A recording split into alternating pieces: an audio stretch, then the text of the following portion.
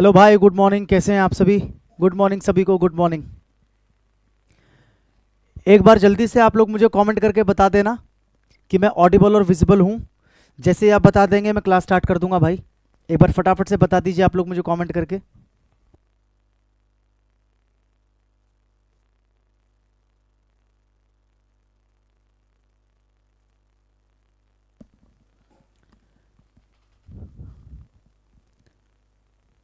अगर मैं Audible visible हूं तो एक बार जल्दी से मुझे, क्योंकि मुझे आप लोग दिख रहे हो, लेकिन एक बार कमेंट करके आप बता दोगे कि yes sir you are audible and visible.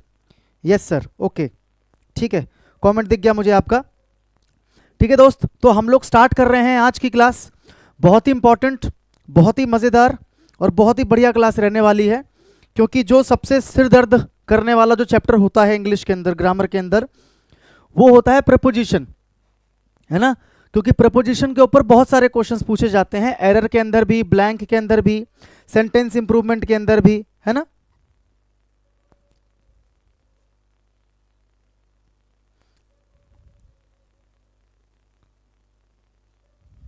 बहुत सारे क्वेश्चंस पूछे जाते हैं। तो आज की क्लास में, एक सेकंड भाई, तो आज की क्लास में मैं एक ही क्लास के अंदर पूरा जो प्रीपोजिशन है, ठीक है, मैं ख़त्म करने वाला हूँ। प्रीपोजिशन के जितने भी इंपॉर्टेंट कॉन्सेप्ट्स हैं वो सारे करा दूंगा मैं आपको। और इसके अलावा मैं आपको एक पीडीएफ दूंगा टेलीग्राम के ऊपर। टेलीग्राम चैनल का नाम है English by Roshan sir. Description में जाओगे वहाँ पर आपको लिंक मिल जाएगा, ठीक है, वहाँ पर आपको लिंक मिल जाएगा टेलीग्राम चैनल का। तो वहाँ पर जब आप जाके देखोगे तो मैं एक पीडीएफ जो है वहाँ पर डलवा दूंगा, ठीक है। सारी क्लासेस की पीडीएफ तो वहाँ पर चली जाती है, जितनी भी क्लास हमारी हो रही है ना, जितनी भी क्लास मैं शेयर कर रहा था थोड़ा सा क्लास को, जितनी भी क्लास हमारी अभी तक हुई है, ठीक है, टोटल 10 या 11 क्लासेस अभी तक हो चुकी हैं। उन सारी क्लासेस की पीडीएफ, कंप्लीट पीडीएफ जो है क्लास नोट्स, वो टेलीग्राम चैनल के ऊपर आपको मिल जाएंगी, तो जाकर ज्वाइन कर लेना। और जो इंपॉर्टेंट लिस्ट होती है किसकी, वर्ब विद फिक्स्ड प्रीपोजिशन, है ना। जैसे बहुत सारे वर्ब्स होते हैं जिनके साथ में प्रीपोजिशन क्या होती है, फिक्स होती है भाई, समझ में आ रहा है। जैसे एंग्री विद कब लगाते हैं, है ना, एंग्री टू कब लगाते हैं, एंग्री एट कब लगाते हैं। तो ऐसे ही ए से लेकर जेड तक बहुत सारी इंपॉर्टेंट जो है ना यहाँ पर वर्ब्स के साथ में फिक्स्ड प्रीपोजिशन की जो लिस्ट है वो आपको उसी टेलीग्राम चैनल पे मिल जाएगी। वो सब मोस्ट इंपॉर्टेंट है, तो इसीलिए एक बार वहाँ पे जाके, क्योंकि यहाँ इस क्लास के अंदर करा पाना उसको पॉसिबल नहीं है, क्योंकि उसके लिए मुझे समय चाहिए होता है, ठीक है, और उतना समय है नहीं कि मैं आपको वो पूरी की पूरी लिस्ट में आपको करा सकूँ, समझा सकूँ। लेकिन फिर भी एक चीज़ मैं करूँगा, कुछ इंपॉर्टेंट जो फ्रेजल वर्ब्स हैं, फ्रेजल वर्ब्स, है ना, जैसे वर्ब के साथ में प्रपोजिशन जोड़ के जो फ्रेजेस बनते हैं, उसकी मैंने क्लास ऑलरेडी ले रखी है। तो मैं क्या करूंगा, इस प्लेलिस्ट के अंदर मैं उस क्लास को ऐड करवा दूंगा, है ना। फ्रेजल वर्ब्स की क्लास मैं इस प्लेलिस्ट के अंदर ऐड करा दूंगा। ये जो आपकी प्लेलिस्ट है एसएससी सीपीओ एमटीएस 2025 के नाम से जो प्लेलिस्ट है, इसी चैनल के ऊपर मैंने आपको सैकड़ों बार बता रखा है, इसके अंदर मैं वो क्लास ऐड करवा दूंगा। तो उस क्लास को आप एक बार देख लेना, और जो पीडीएफ है प्रीपोजिशन की वो आपको टेलीग्राम से मिल जाएगी। आज की क्लास में मैं कोशिश करूंगा कि मैं प्रीपोजिशन के सारे कॉन्सेप्ट्स कवर कर लूं, और क्वेश्चंस तो बहुत सारे लेकर आया ही हूं। किस तरीके से एग्जाम में क्वेश्चंस आएंगे, क्या क्या क्वेश्चंस आएंगे, वो सारी चीजें आज की क्लास में जो है मैं आपको समझा दूंगा, ठीक है दोस्त, समझ गए। तो क्लास को स्टार्ट करें, ओके, आइए, ठीक है, चलिए। तो पहले प्रीपोजिशन का एक कॉन्सेप्ट समझ लेते हैं। No preposition will be used before last, last, every, this, that, next. इनको हम क्या बोलते हैं, आप अगर जानते हो तो इनको हम क्या बोलते हैं, ठीक है। इसमें एवरी को हटा दो, एवरी के अलावा देखो ये लास्ट क्या है, ये लास्ट क्या है, ये एक एडजेक्टिव है, ये एक एडजेक्टिव है। एवरी क्या है, एक एडजेक्टिव है। दिस क्या है, एक एडजेक्टिव है। दैट क्या है, एक एडजेक्टिव है। नेक्स्ट क्या है, एक एडजेक्टिव है, ठीक है। तो अगर इनके साथ में कभी भी आप कोई वीक का डे, या अगर कोई मंथ इस तरीके से आप लेते हो, जैसे कि last Sunday, last Monday, last Tuesday, last Wednesday, या एवरी संडे, एवरी मंडे, या दिस संडे, दिस मंडे, या दैट संडे, दैट मंडे, या नेक्स्ट संडे, नेक्स्ट मंडे, या फिर कोई मंथ का नाम लेते हो, जैसे this month, that month, next month, last month, इस तरीके से, है ना, या फिर दिस वीक, लास्ट मंथ, इस तरीके से, या लास्ट ईयर, दिस ईयर, इस तरीके से अगर आपको कोई टाइम दिख जाता है ना, इनके साथ में अगर आपको इनमें से कुछ दिख जाता है, तो उसके पहले यूजुअली बच्चों की आदत होती है प्रीपोजिशन लगाने की। जैसे अगर मैं आपको बोलूं कि आई विल मीट यू, है ना, तो क्या लिखेंगे ऑन संडे। अगर मुझे संडे लिखना है केवल तो क्या लिखेंगे ऑन। तो यहां पर तो ऑन ठीक है, क्योंकि जब आप किसी भी वीक डे का नाम लिखते हो, वीक में जो 7 दिन होते हैं, अगर आप उनमें से किसी का नाम लिखते हो, उनके साथ में अगर आपको एक प्रपोजिशन लगाना होता है तो हमेशा ऑन लगाते हैं। हमेशा क्या लगाते हैं, ऑन लगाते हैं। ये चीज़ मैं आपको एक बार समझा देता हूं, ठीक है, कि कब क्या कहाँ लगाया जाता है। हालांकि मैंने पहले भी आपको समझा दिया, मैं फिर से एक बार समझा देता हूं, ठीक है। शुरू करते हैं। जैसे अगर मान के चलो कोई डेट आप लिख रहे हो, क्या लिख रहे हो, डेट। जैसे कि कोई भी एक नंबर उठाते हो 1 से 31 के बीच में और एक मंथ का नाम लगा देते हो।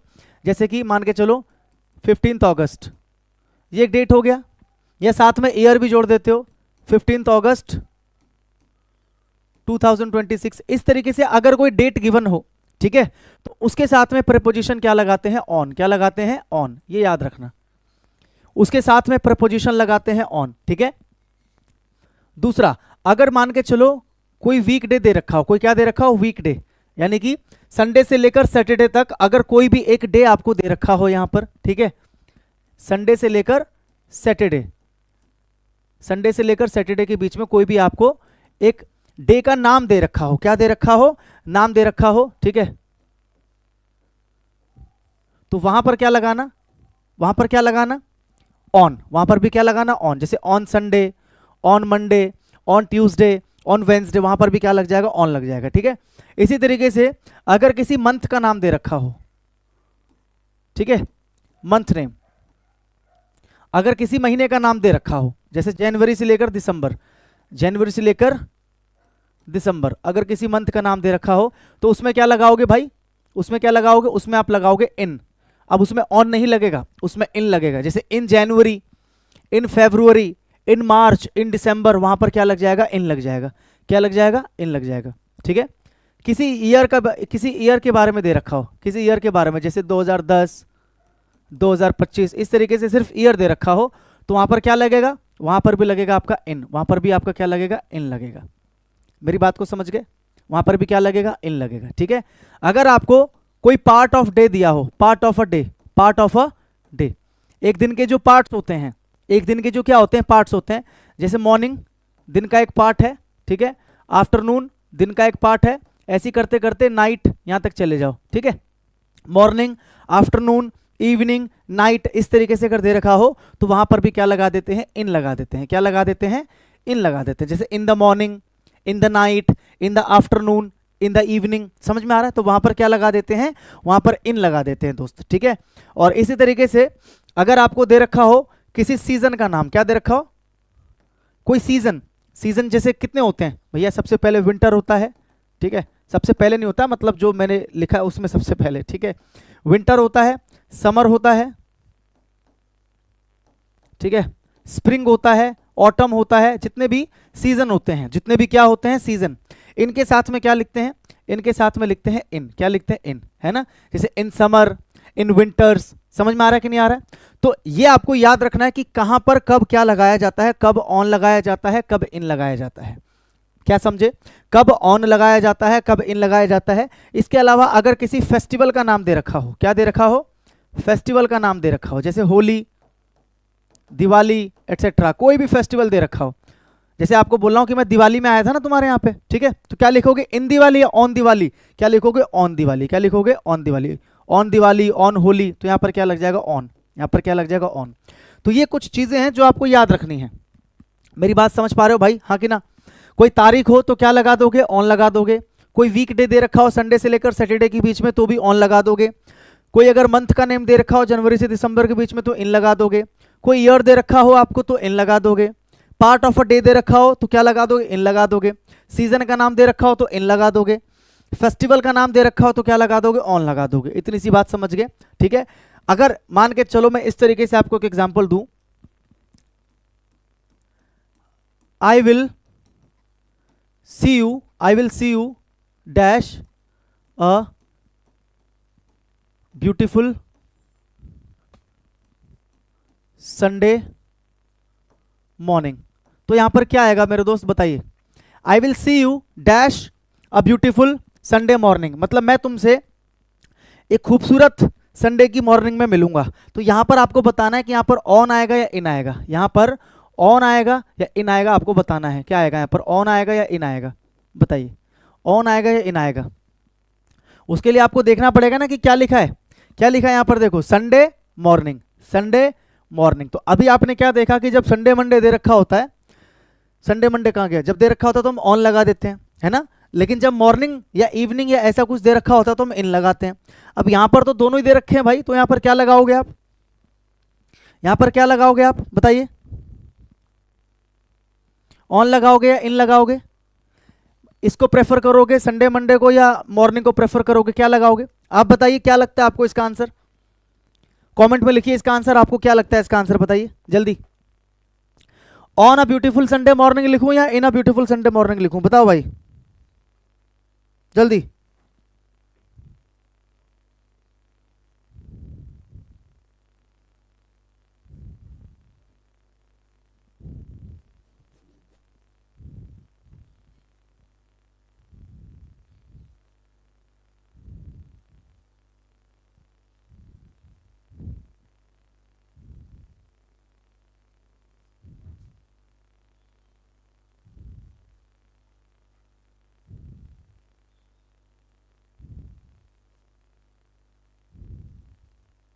बोलिए, ऑन आएगा या इन आएगा? ठीक है, देखो आप लोग यहाँ पर गड़बड़ी कर दोगे, गलती कर दोगे। देखो जो कि अभी आप लिख भी रहे हो, गड़बड़ी लिख रहे हो। देखो यहाँ पर क्या है, I will see you dash a beautiful Sunday morning. तो यहाँ पर आपको ये समझना है कि यहाँ पर जो मेरा मेन फोकस है वो किस चीज़ के ऊपर है, संडे के ऊपर है या मॉर्निंग के ऊपर है? एक बात बताओ, मॉर्निंग तो रोज़ आती है, मॉर्निंग तो रोज़ होती है। तो अगर मुझे किसी को यही बोलना होता कि मैं तुमसे सुबह मिलूंगा, मैं तुमसे सुबह मिलूंगा, तो मैं बोल सकता था कि I will meet you in the morning. लेकिन अगर मैं यहाँ पर बोल रहा हूँ कि संडे मॉर्निंग मिलूंगा, यानी कि मेरा जो मेन फोकस है वो मॉर्निंग पे नहीं है, मेरा यहाँ पर जो मेन फोकस है वो किस पे है, संडे पे है। मेरा जो यहाँ पर मेन फोकस है वो किस पे है, संडे पे है। तो जिस पे मेन फोकस होता है ना, उसी को फॉलो करते हुए आपको प्रपोजिशन लगाना होता है। तो यहाँ पर जो मेरा मेन फोकस है वो संडे पे है, और संडे के साथ में क्या लगाया जाता है, ऑन। तो यहाँ पर क्या आ जाएगा, ऑन। तो I will see you on a beautiful Sunday morning, on a beautiful Sunday morning. समझ गए बात को, क्लियर है? तो इस तरीके से आपको याद रखना है। और लेकिन जो ये रूल लिखा है वो क्या लिखा है, इसमें याद रखने वाली चीज क्या है कि अगर इनके साथ में जैसे संडे मंडे हो या ईयर या मंथ या वीक या जनवरी, जो भी अभी मैंने लिखवाया, अगर इनके साथ में ये जोड़ देते हो, लास्ट, एवरी, दिस, दैट या नेक्स्ट, तो इसके साथ कोई प्रीपोजिशन नहीं आएगा। जैसे यहां पर आप अगर नॉर्मल है तो आप ऑन लगा रहे हो कि I will meet you on Sunday, क्योंकि यहां पर संडे के साथ में इनमें से कुछ नहीं है। लेकिन अगर मैं संडे के साथ इनमें से कुछ लगा दूं, जैसे कि I will meet you on this Sunday, on this Sunday. अब आप क्या देख रहे हो दोस्त कि संडे के साथ में मैंने यहां पर एक एडजेक्टिव लगा दिया है, दिस। क्या लगा दिया मैंने, दिस। तो यहां पर प्रीपोजिशन की आवश्यकता नहीं है, ये चीज आपको याद रखनी है, यहां पर प्रीपोजिशन की आवश्यकता नहीं है। ठीक है, I go there on every Sunday, every Sunday है ना, तो यहां पर ऑन की आवश्यकता नहीं है। I met her on last Friday, last Friday है ना, लास्ट के साथ में एक क्या लिखा है, वीक का नाम लिखा है, तो प्रीपोजिशन की आवश्यकता नहीं है। They will arrange a meeting in next week, नहीं, सीधा नेक्स्ट वीक, सीधा नेक्स्ट वीक। नेक्स्ट के साथ में आपको वीक दे रखा है, तो सीधा क्या हो जाएगा, नेक्स्ट वीक। ये चीज समझ गए? ठीक है, आगे बढ़ जाएं, याद रखने वाली चीज है भाई।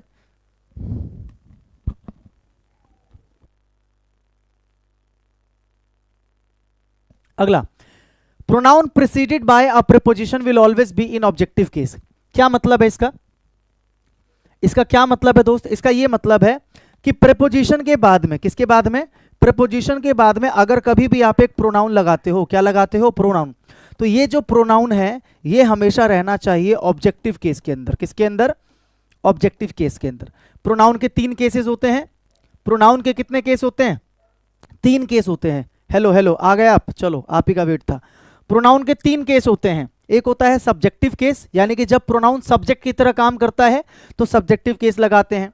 एक होता है पजेसिव केस, जब हमें उसका पोजेशन दिखाना होता है, अधिकार दिखाना होता है, तो हम लगाते हैं पजेसिव केस। और एक होता है ऑब्जेक्टिव केस, जब हमें किसी प्रोनाउन को ऑब्जेक्ट की तरह यूज करना है सेंटेंस में, तो हम ऑब्जेक्टिव केस लगाते हैं, है ना। जैसे आई क्या होता है, आई क्या होता है, सब्जेक्टिव होता है, इसको एज ए सब्जेक्ट यूज करते हैं।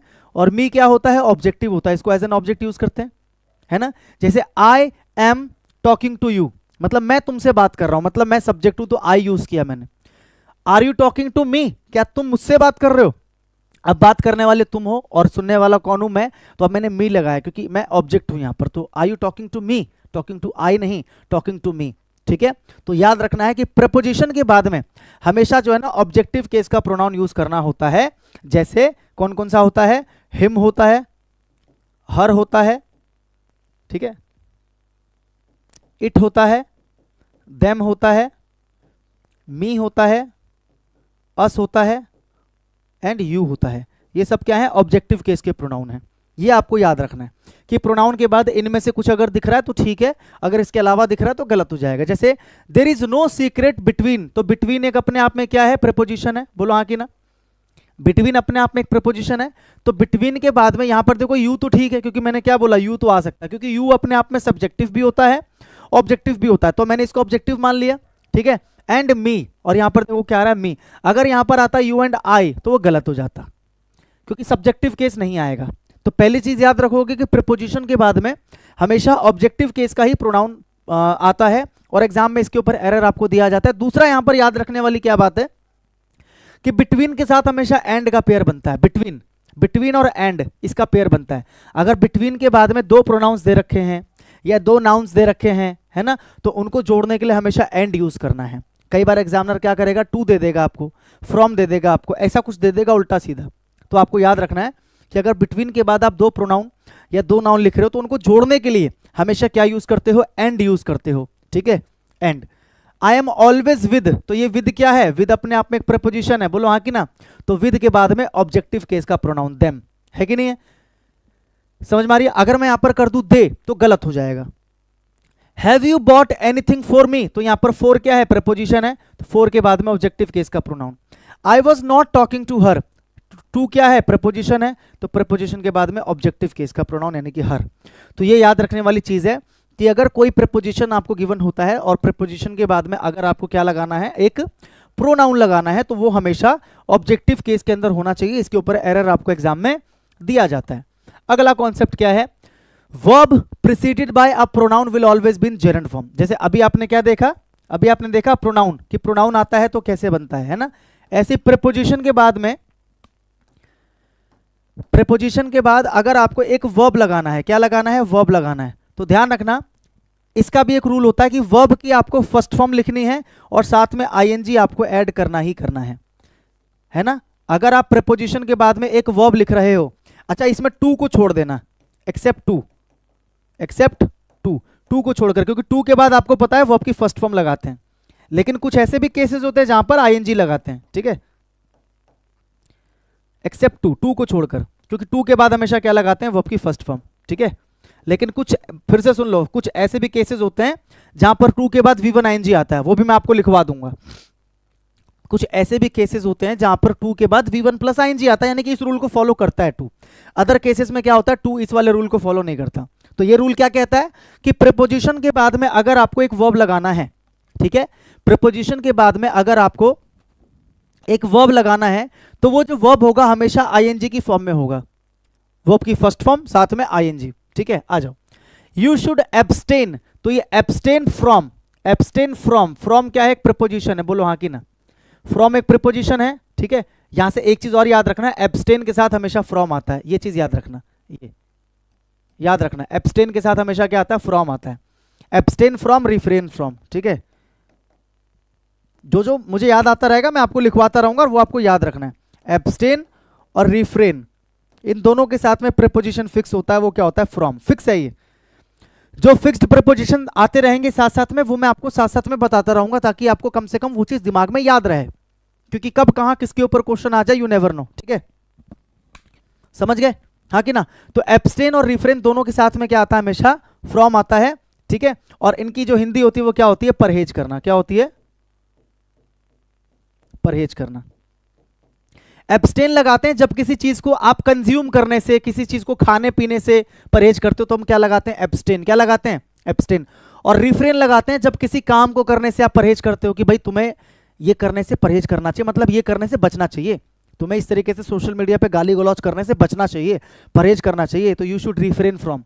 समझ में आ रही है बात। एब्सटेन लगाते हैं जब खाने पीने में हम किसकी बात करें, परहेज करने की बात करें, किसी चीज, जैसे तुम्हें शराब से परहेज करना चाहिए, तुम्हें मीठे से परहेज करना चाहिए, या तुम्हें फास्ट फूड से परहेज करना चाहिए, तो एब्सटेन लगाते हैं। और अगर मैं बोलूं तुम्हें ये काम करने से परहेज करना चाहिए, बचना चाहिए, तो you should refrain from doing this. बात समझ में आ रही है कि नहीं? तो एब्स्टेन और रिफ्रेन दोनों के साथ में परहेज आता है, फ्रॉम आता है, और इसकी हिंदी क्या होती है दोनों की? परहेज करना या बचना, परहेज करना या बचना। और आप समझ गए कि यहां पर प्रेपोजिशन है, तो प्रेपोजिशन के बाद में वर्ब की फर्स्ट फॉर्म प्लस आईएनजी, यानी कि यहां पर बिल्कुल कहानी ठीक है, कोई दिक्कत वाली बात नहीं है। अगर यहां पर कंज्यूम दे दिया जाता तो वो क्या हो जाता? गलत हो जाता। बोलिए, बात समझ में आई? अगला, थैंक यू फॉर। अब ये फॉर अपने आप में क्या है? प्रपोजिशन है, तो फॉर के बाद में V1 ING। You can not come in without telling me, ठीक है, विदाउट अपने आप में प्रपोजिशन है, तो यहां पर V1 ING।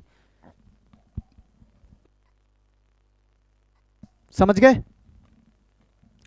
I am very good at, तो ये एट अपने आप में प्रपोजिशन है, इसके बाद अगर वर्ब लगा रहे हो तो V1 ING। ये मेरा कॉन्सेप्ट था, समझाने का ये मतलब था, ठीक है, कि अगर प्रपोजिशन के बाद में आप एक वर्ब लगाते हो तो वर्ब कैसी रहेगी? हमेशा फर्स्ट फॉर्म साथ में ING, फर्स्ट फॉर्म साथ में ING। इस चीज में कोई डाउट है? नहीं है। अभी टू के बारे में जो मैं आपको समझा रहा था कि टू के साथ में यूजुअली क्या होता है? वर्ब की फर्स्ट फॉर्म लगाते हैं, लेकिन यहां पर समझ लो कि टू के साथ भी V1 ING आता है। वो कब आता है मैं आपको समझा देता हूं, ठीक है। जैसे कुछ फ्रेजेस होते हैं, कुछ फ्रेजेस होते हैं, ठीक है, जैसे यूज्ड टू, एडिक्टेड टू, ठीक है, given to, taken to, look forward to,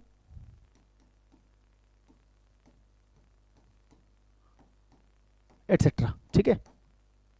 ये आपको याद रखना है कि ये कुछ क्या है ना, फ्रेजेस हैं, ये कुछ क्या है? फ्रेजेस हैं।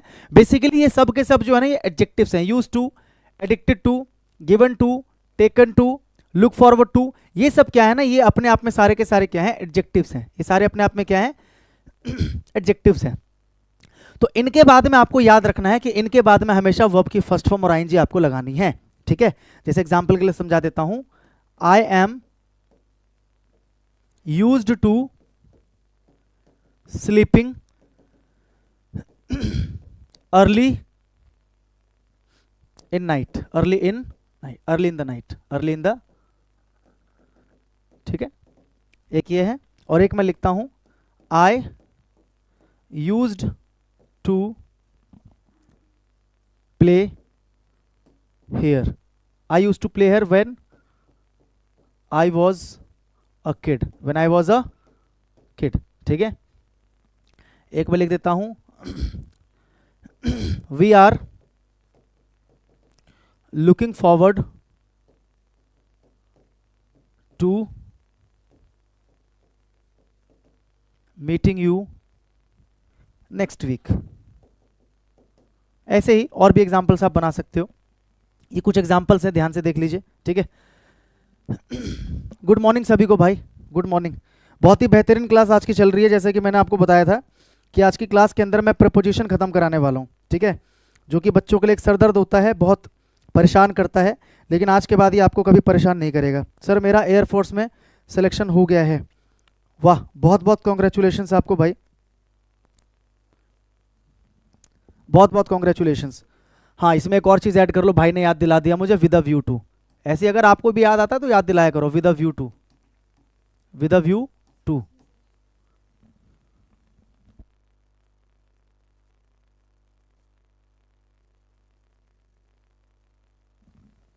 एक मिनट वेट करना भाई, साइड से लेके जाओ, ठीक है। तब तक देखो आप, with a view to etcetera, ठीक है। तो ये जितने भी आपको दिख रहे हैं सारे एडजेक्टिव्स हैं, ये सारे क्या हैं? एडजेक्टिव्स हैं, ठीक है। हाँ भाई, आपको कॉन्ग्रेचुलेशंस। एक भाई जो लिख रहे हैं कि एयरफोर्स में सिलेक्शन हो गया है, तो मैं आपको बहुत सारी शुभकामनाएं देता हूं, और मैं ऐसी इच्छा करता हूं आपसे कि आप देश के लिए पूरे सच्चे मन से, सेवा भाव से आप क्या करें? देश की सेवा करें, देश के लिए सब कुछ करें। बस एक मिनट देना, यहाँ पर जाइए, इस साइड से जाइए, साइड से, वरना कैमरे में आ जाएंगे आप। खोल दो ना जाके ऊपर से दरवाजा, ठीक है, ठीक है, ठीक है। आना भी है वापस, न्यूज़पेपर वहां पे पड़ा हुआ है, देखो। चलिए बंद करो उसको।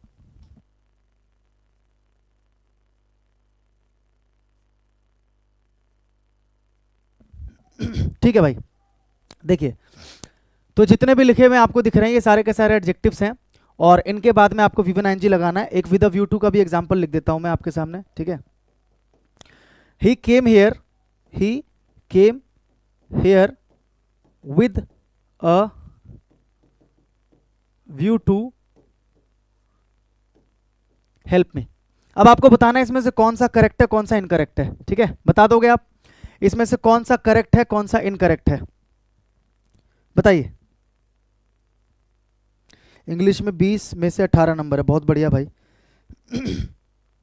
सबको आशीर्वाद है भाई, जो जो बच्चा मेहनत कर रहा है, जो जो बच्चा लगन के साथ में पढ़ाई कर रहा है, उनको मैं सच बताऊं तो आशीर्वाद की जरूरत है ही नहीं, है ना। जो जो बच्चा कंसिस्टेंट है, कंसिस्टेंटली डेली पढ़ाई करता है बिना किसी बहाने के, वो बच्चा हमेशा जिंदगी में जीतेगा। कोई माई का लाल धरती पे ऐसा पैदा नहीं हुआ जो उसको हरा सके, समझ गए। इसका आंसर बताइए जल्दी से। पहले है आई एम यूज टू। देखो मैंने आपको पहले भी बताया था, मैं फिर से बता रहा हूँ, यूज्ड टू जो होता है ना, ये अपने आप में एक मॉडल एक एडजेक्टिव दोनों का काम करता है। तो जब ये मॉडल होगा तो ऑब्वियस है इसके बाद में वर्ब की फर्स्ट फॉर्म लगाते हैं, क्योंकि आपको पहले से पता है कि मॉडल के साथ हमेशा वर्ब की फर्स्ट फॉर्म लगाते हैं, चाहे कुछ भी हो जाए। अब मैंने ये भी बताया था कि कैसे पता चलता है कि जो यूज्ड टू है वो एक मॉडल का काम कर रहा है या एडजेक्टिव का काम कर रहा है, कैसे पता चलता है। मैंने आपको बताया था कि अगर यूज्ड टू के पहले कोई दूसरा वर्ब आपको दिख जाए तो आप समझ जाना, अपने आप ही समझ जाना कि ये जो यूज्ड टू है ना ये एडजेक्टिव है। क्योंकि ऐसे मैंने याद रखने की ट्रिक बताई थी, अगर इसके पहले एक वर्ब है तो मतलब खुद ये वर्ब नहीं है, वर्ब यानी कि मॉडल, क्योंकि मॉडल भी तो एक वर्ब होता है ना, कैन कुड ये सब क्या है, वर्ब्स ही होते हैं सारे के सारे ये, ठीक है। और अगर इसके पहले कोई दूसरा वर्ब नहीं दिख रहा तो मतलब समझ जाना कि ये अपने आप में वर्ब है, मतलब क्या है ये मॉडल है, मतलब क्या है ये मॉडल है। तो अगर ये मॉडल है तो मॉडल के बाद में वर्ब की फर्स्ट फॉर्म, यानी कि बिल्कुल ठीक है, कोई दिक्कत नहीं है। और अगर ये एडजेक्टिव है तो मैंने क्या बताया, यूज टू अगर एक एडजेक्टिव है तो इसके बाद में हमेशा वर्ब की फर्स्ट फॉर्म और आईएनजी, यानी कि यहां पर दे रखा है स्लीपिंग, यानी कि ये भी ठीक है, यानी कि ये भी ठीक है और ये भी ठीक है। यहां पर यूज टू के बाद V1 ING है, यहां पर यूज टू के बाद में V1 है, तो दोनों अपनी अपनी जगह क्या है, ठीक है मेरे दोस्त।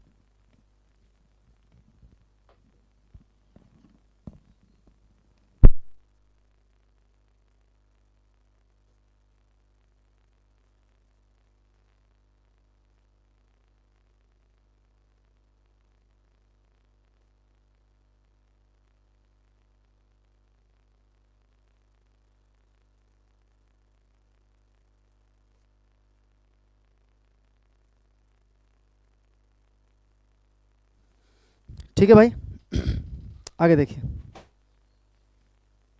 मेरा एयरफोर्स में 5 नंबर से रह गया, 5 नंबर से रह गया तो कोई बात नहीं, इसका मतलब ये है कि अगली बार तो आप झंडे गाड़ दोगे, अगली बार आप निकाल दोगे, मुझे पूरा भरोसा है आपके ऊपर, पूरा भरोसा है मुझे, ठीक है। अगली बार आप निकाल दोगे। देखिए अगला, देखिए we are looking forward to, तो यहाँ पर लुक फॉरवर्ड टू दे रखा है, लुक फॉरवर्ड टू, तो ये तो अपने आप में एडजेक्टिव ही होता है, तो इसके बाद में V1 ING, तो V1 ING दे रखा है भाई, यानी कि ठीक है ये। He came here with a view to, with a view to दे रखा है, ये भी अपने आप में एक एडजेक्टिव है, तो इसके बाद में क्या आना चाहिए, V1 ING। क्या आना चाहिए, V1 ING। इसको हटा दो, कंफ्यूज हो जाओगे तुम यहाँ से। इसके बाद में आना चाहिए V1 ING, तो यहाँ पर दे रखा है हेल्प, जो कि गलत है। यहाँ पर क्या होना चाहिए था, हेल्पिंग। क्या होना चाहिए था, हेल्पिंग। हेल्प गलत है, यहाँ पर क्या आएगा, हेल्पिंग। क्या आएगा, हेल्पिंग, ठीक है, समझ गए, बोलो हाँ कि ना। तो ये याद रखना जो मैंने समझाया कि मेरे दोस्त, प्रीपोजिशन के बाद में हमेशा वर्ब की फर्स्ट फॉर्म और आईएनजी लगाते हैं, टू को छोड़कर, क्योंकि टू के साथ वर्ब की फर्स्ट फॉर्म लगाते हैं, लेकिन कुछ ऐसे भी केसेस हैं जहां पर टू के साथ भी V1 ING लगाते हैं, अगर ये एडजेक्टिव्स आपको गिवन हो, अगर ये एडजेक्टिव्स आपको गिवन हो। इस चीज को समझ गए, आगे बढ़ जाएं अगले कॉन्सेप्ट की तरफ, फिर अभी क्वेश्चंस भी करने हैं हमें। ये याद रखिए, no preposition is used with the given verbs. ये कुछ वर्ब्स आपको दिए गए हैं, ये कुछ वर्ब्स आपको दिए गए हैं, इन वर्ब्स के बाद में, इन वर्ब्स के बाद में प्रपोजिशन का यूज नहीं होता। यूजुअली हम लोग क्या करते हैं, जब बहुत सारे ऐसे वर्ब्स होते हैं जिनके साथ में प्रपोजिशन लगाते ही हैं, क्योंकि वर्ब के बाद प्रपोजिशन ऐसा लगता है कि जैसे जरूरी सा है ना, जरूरी सा लगता है। लेकिन याद रखना, कुछ ऐसे भी होते हैं जो लगते जरूरी हैं लेकिन जरूरी होते नहीं है, है ना, याद रखना, बहुत गहरी बात है ये। जैसे बोलते हैं ना, I am talking to you, I am talking to you, तो अगर आप यहां पर टू नहीं लगाओगे तो गलत हो जाएगा, क्योंकि प्रपोजिशन चाहिए टॉक को। I am talking to you, मैं तुमसे बात कर रहा हूं। लेकिन कुछ ऐसे भी वर्ब्स होते हैं कि अगर आप उनके बाद प्रपोजिशन लगा दोगे तो गलत हो जाएगा, मतलब उनके बाद प्रपोजिशन नहीं आता। ये तो ठीक है, I am talking to you, यहां पर तो आएगा, लेकिन ये कुछ ऐसे वर्ब्स है इस लिस्ट के अंदर, जैसे रीच, एंटर, बोर्ड, टेल, बहुत प्यारे वर्ब्स हैं ये, इनके ऊपर अगर क्वेश्चन नहीं देगा ना एग्जाम के अंदर तो मतलब प्रीपोजिशन के ऊपर क्वेश्चन देगा ही नहीं। प्रीपोजिशन अगर आपसे एग्जाम में पूछेगा तो ये वाला कॉन्सेप्ट आपको जरूर देगा। यहां पर कुछ वर्ब्स लिखे हैं और इन वर्ब्स के बाद में प्रीपोजिशन भूल कर भी मत लगाना वरना गलत हो जाएगा। क्या क्या है? रीच यानी कि पहुंचना, एंटर मतलब कहीं प्रवेश करना, बोर्ड का मतलब चढ़ना, जैसे बस में चढ़ते हो या ट्रेन में चढ़ते हो तो उसे क्या बोलते हैं, क्या बोलेंगे? क्लाइंब। एक तो होता है क्लाइंब, जैसे पेड़ पे चढ़ रहे हो, दीवार पे चढ़ रहे हो, तो वो होता है क्लाइंब करना, CLIMB, वो अलग होता है क्लाइंब, ये अलग चढ़ना होता है। लेकिन जब आप गाड़ी में चढ़ते हो यानी कि ट्रेन में चढ़ते हो, बस में चढ़ते हो, है ना, तो उसके लिए क्या लगाते हैं? बोर्ड। क्या लगाते हैं? बोर्ड। या प्लेन में चढ़ते हो, एग्जाम्पल से याद रखो ना, जैसे आप जाते हो तो कभी आप प्लेन से अगर यात्रा किए हो तो आपका क्या बनता है वहां जाने से पहले, मतलब जब आप एंटर करते हो वहां पे क्या बनता है? बोर्डिंग पास बनता है। क्लाइंबिंग पास तो नहीं बनता है ना, बोर्डिंग पास, क्योंकि वो दिखाकर आपको बोर्ड करने को मिलेगा, प्लेन में बोर्ड कर सकोगे, तो बोर्ड का मतलब होता है चढ़ना। टेल का मतलब होता है बताना, डिस्कस का मतलब क्या होता है? आपस में बात विचार करना, डिस्क्राइब का मतलब वर्णन करना, एम्फेसाइज का मतलब जोर देना, अटैक का मतलब हमला करना, डिमांड का मतलब मांग करना, अफेक्ट का मतलब प्रभावित करना, ऑर्डर का मतलब आदेश देना, कंट्रोल का मतलब नियंत्रित करना, रिजेंबल का मतलब क्या होता है? शक्ल मिलना। रिजेंबल का मतलब होता है शक्ल मिलना या एक जैसा दिखना, ठीक है।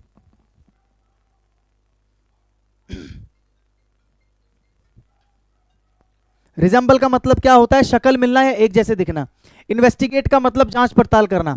साइन का मतलब क्या होता है? हस्ताक्षर करना। असिस्ट का मतलब सहायता करना। ब्लेम का मतलब आरोप लगाना। कंप्राइज का मतलब होता है से मिलकर बना होना। कंप्राइज का मतलब क्या होता है? से मिलकर बना होना। कंप्राइज जो होता है, ठीक है, कंप्राइज जो होता है ये किसके बराबर होता है? Consist of. किसके बराबर होता है? Consist of. थोड़ा इधर करके लिखो, अरे भाई देखो,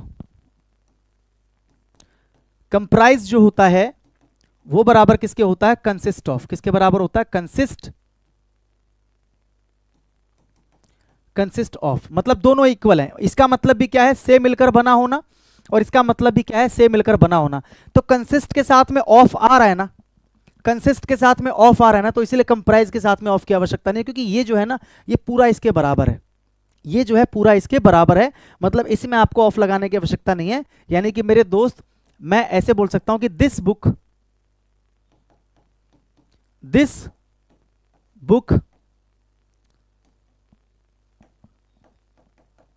कंप्राइजेज, दिस बुक कंप्राइजेज, ठीक है, इधर नहीं दिखेगा आपको ये कंप्राइजेज, हाँ दिख जाएगा, शायद दिख जाएगा। दिस बुक कंप्राइजेज, या फिर स्लैश करके लिखोगे कंसिस्ट्स, कंसिस्ट्स ऑफ, क्या लिखोगे? Consists of 100 pages. क्या मतलब हुआ इसका? दिस बुक कंप्राइजेज, कंप्राइज के साथ में प्रपोजिशन नहीं आता, अकेला रहेगा कंप्राइजेज। दिस बुक कंप्राइजेज, या फिर इसकी जगह पर क्या लिख दोगे? Consists of. या तो कंप्राइजेज लिखोगे या कंसिस्ट्स ऑफ, बात एक ही है। जैसे कैसे मैंने बताया था, आपको याद है कि जो इन स्पाइट ऑफ होता है, क्या होता है? इन स्पाइट ऑफ, वो किसके बराबर होता है? डिस्पाइट के। किसके बराबर होता है? डिस्पाइट के। यानी कि इसका मतलब क्या है कि डिस्पाइट के साथ में प्रपोजिशन नहीं आता तो डिस्पाइट के जगह पर आप इन स्पाइट ऑफ भी लगा सकते हो। दोनों की हिंदी क्या होती है? के बावजूद। तो डिस्पाइट के साथ कभी प्रपोजिशन नहीं आता क्योंकि ये बराबर होता है इन स्पाइट ऑफ के। ऐसे ही कंप्राइज के साथ कभी प्रपोजिशन नहीं आता क्योंकि ये बराबर होता है कंसिस्ट ऑफ के, ठीक है।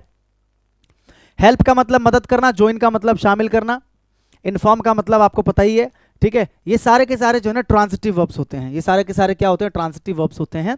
तो इनके साथ में किसी भी प्रीपोजिशन की आवश्यकता नहीं है। मैं कुछ छोटे छोटे एग्जांपल से आपको सारे समझाने की कोशिश करूंगा, ठीक है। अब जैसे इसके अंदर मैंने आपको एक बताया था ना, अटैक जो है, ये जो अटैक है या ये जो ऑर्डर है ना, ये जो कंट्रोल है, और इनमें से भी कुछ ऐसे वर्ब्स हैं, ठीक है, जो अपने आप में नाउन का भी काम करते हैं। हेल्प है, ये अपने आप में नाउन का भी काम करते हैं। मेरी बात समझ गए? वर्ब तो हैं ही लेकिन नाउन का भी काम करते हैं दोस्त।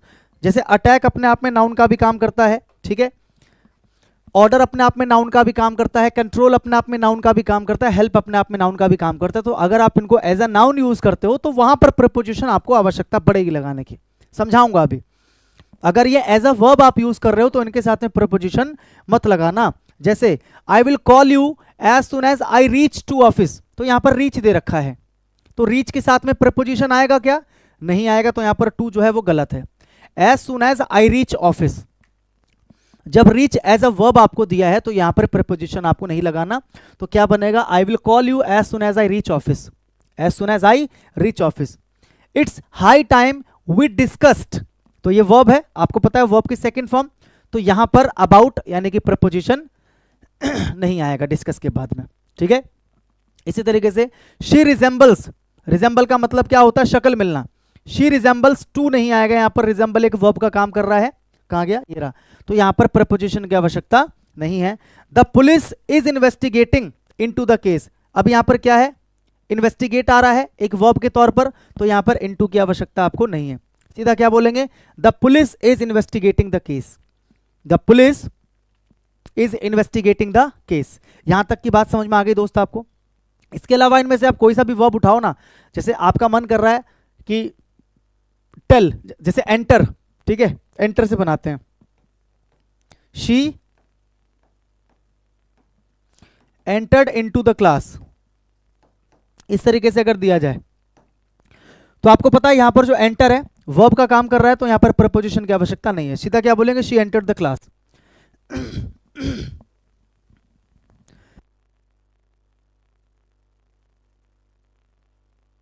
क्या बोलेंगे? एंटर्ड द क्लास, ठीक है। इनमें से कोई सा भी वर्ब आ जाए तो आपको याद रखना कि उसके बाद प्रपोजिशन नहीं आएगा।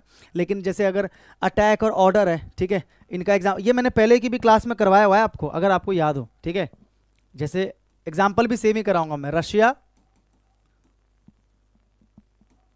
Attacked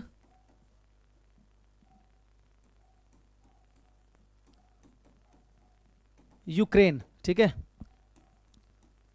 Russia is planning, Russia is planning an attack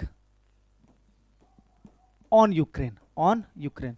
दोनों में जमीन आसमान का फर्क है भाई, दोनों में बहुत फर्क है। फर्क क्या है? यहां पर जो अटैक है वो सीधा सीधा क्या है? वर्ब की सेकंड फॉर्म है, जो कि इसके काम को दिखा रहा है कि रशिया ने अटैक कर दिया। तो अगर अटैक एक वर्ब का काम कर रहा है, तो यहां पर मैंने क्या बताया? अगर ये लोग वर्ब का काम करेंगे तो प्रीपोजिशन की आवश्यकता नहीं है आपको, तो यहां पर प्रीपोजिशन मैंने लगाया भी नहीं है, ठीक है। लेकिन अगर अटैक एक नाउन का काम करे, जैसे को एन अटैक, यानी कि ए और एन के साथ में लिखा है, तो ए और एन तो नाउन के साथ ही आते हैं, वर्ब के साथ तो कभी ए और एन नहीं आते हैं, वर्ब के साथ कभी भी ए और एन नहीं आता। समझने वाली बात क्या है? Russia is planning, Russia plan कर रहा है, तो ये जो वर्ब है ना, ये है रशिया का काम, रशिया प्लान कर रहा है, मतलब ये वर्ब है। क्या प्लान कर रहा है? ये प्लान कर रहा है, तो ये तो ऑब्जेक्ट हो गया। मेरी बात को समझ पा रहे हो? या फिर कह सकते हो ये तो एक नाउन हो गया। तो अगर ये नाउन है तो नाउन के साथ में आपको प्रीपोजिशन ऑन लगाना जरूरी है, ये चीज आप याद रखना। अगर अटैक एक नाउन का काम कर रहा है तो इसके बाद में आपको ऑन लगाना पड़ेगा, क्योंकि किसी पर हमला किया जाता है। क्या किया जाता है? किसी पर हमला किया जाता है। इसी तरीके से ऑर्डर वाली बात अगर मैं बताऊं, जैसे I ordered some books online, मैंने ऑनलाइन कुछ बुक्स ऑर्डर की, ठीक है, और मैं लिखता हूं I placed an order, I placed an order for some books online. बात वही है, दोनों की जो मीनिंग है वो तो सेम ही है। यहां पर क्या बोलना चाह रहा है? मैंने ऑनलाइन कुछ किताबें ऑर्डर की, और यहां पर क्या बोलना चाह रहा है? मैंने ऑनलाइन कुछ किताबों का ऑर्डर बुक किया मैंने, ठीक है। तो मेरे दोस्त यहां पर जो ऑर्डर है वो सीधा सीधा आई के काम को दिखा रहा है, मतलब ये वर्ब है। तो अगर ऑर्डर एक वर्ब है तो इसके बाद प्रीपोजिशन आपको नहीं चाहिए। लेकिन यहां पर देखो आई प्लेस्ड, मैंने प्लेस किया, तो यहां पर ये इसका वर्ब है, आई प्लेस्ड, मैंने प्लेस किया। क्या प्लेस किया? एन ऑर्डर, ए और एन के साथ में ऑर्डर आ रहा है, मतलब यहां पर जो जैसे अटैक यहां पर नाउन था ना, ऐसे यहां पर ऑर्डर क्या है? नाउन है। ऑर्डर क्या है? नाउन है। बात को समझे कि नहीं? तो यहां पर आपको फोर लगाना जरूरी है, क्योंकि ऑर्डर के बाद जैसे अटैक के बाद ऑन लगाते हैं, ऐसी ऑर्डर के बाद में क्या लगाते हैं? फोर लगाते हैं। ऑर्डर के बाद में क्या लगाते हैं? फोर लगाते हैं। इस बात को समझ गए? बोलो हाँ कि ना? क्लियर है? समझ में आ रहा है?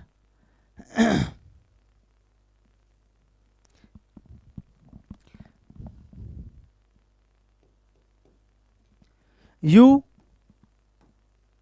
will have to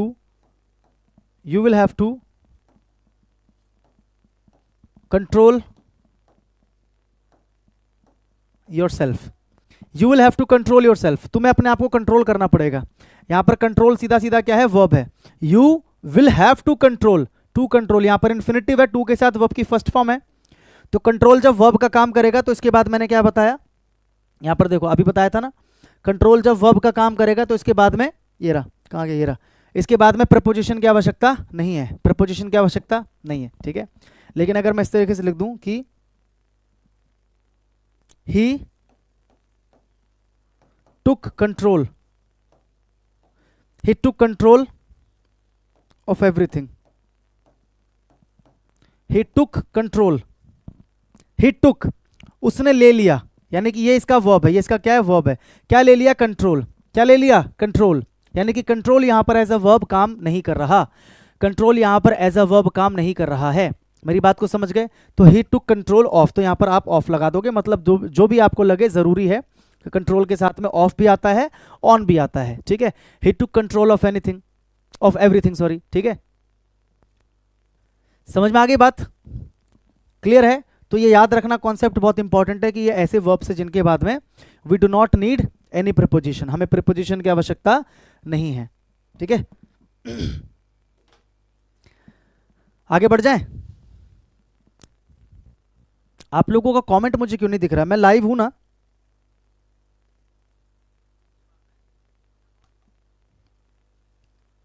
मैं लाइव हूं, मैं आपको दिख रहा हूं, मैं आपको सुनाई दे रहा हूं, हाँ?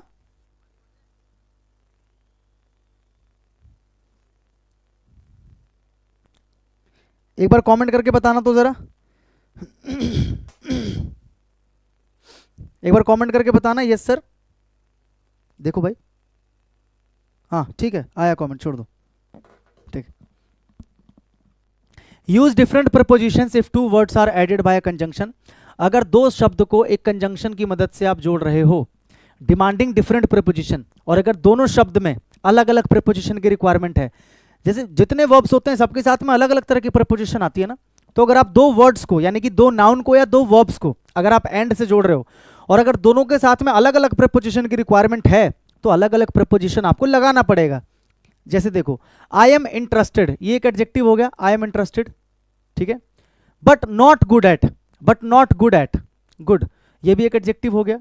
यहां पर दो एडजेक्टिव हैं, और मैं भली भांति जानता हूं कि इन दोनों एडजेक्टिव के साथ में जो प्रीपोजिशन मुझे लगाना होता है वो अलग अलग लगाना होता है। जैसे आप क्या बोलते हो किसी भी चीज में, interested in, I am interested इन, याद रखने वाली चीज है, इंटरेस्टेड, इंटरेस्टेड के साथ में क्या आता है, in. I am interested in music, I am interested in dance, I am interested in this event, तो इंटरेस्टेड के साथ में हमेशा इन लगाते हो, ठीक है। और गुड के साथ में हमेशा क्या लगाते हो, गुड, गुड एट समथिंग। मतलब जब आप बोलते हो ना कि मैं मैथ्स में अच्छा हूं, तो क्या बोलोगे, I am good at maths, क्या बोलोगे, I am good at maths, या I am good at playing chess, या I am good at cricket, जो भी आपको बताना हो, गुड के साथ में एट लगाते हैं।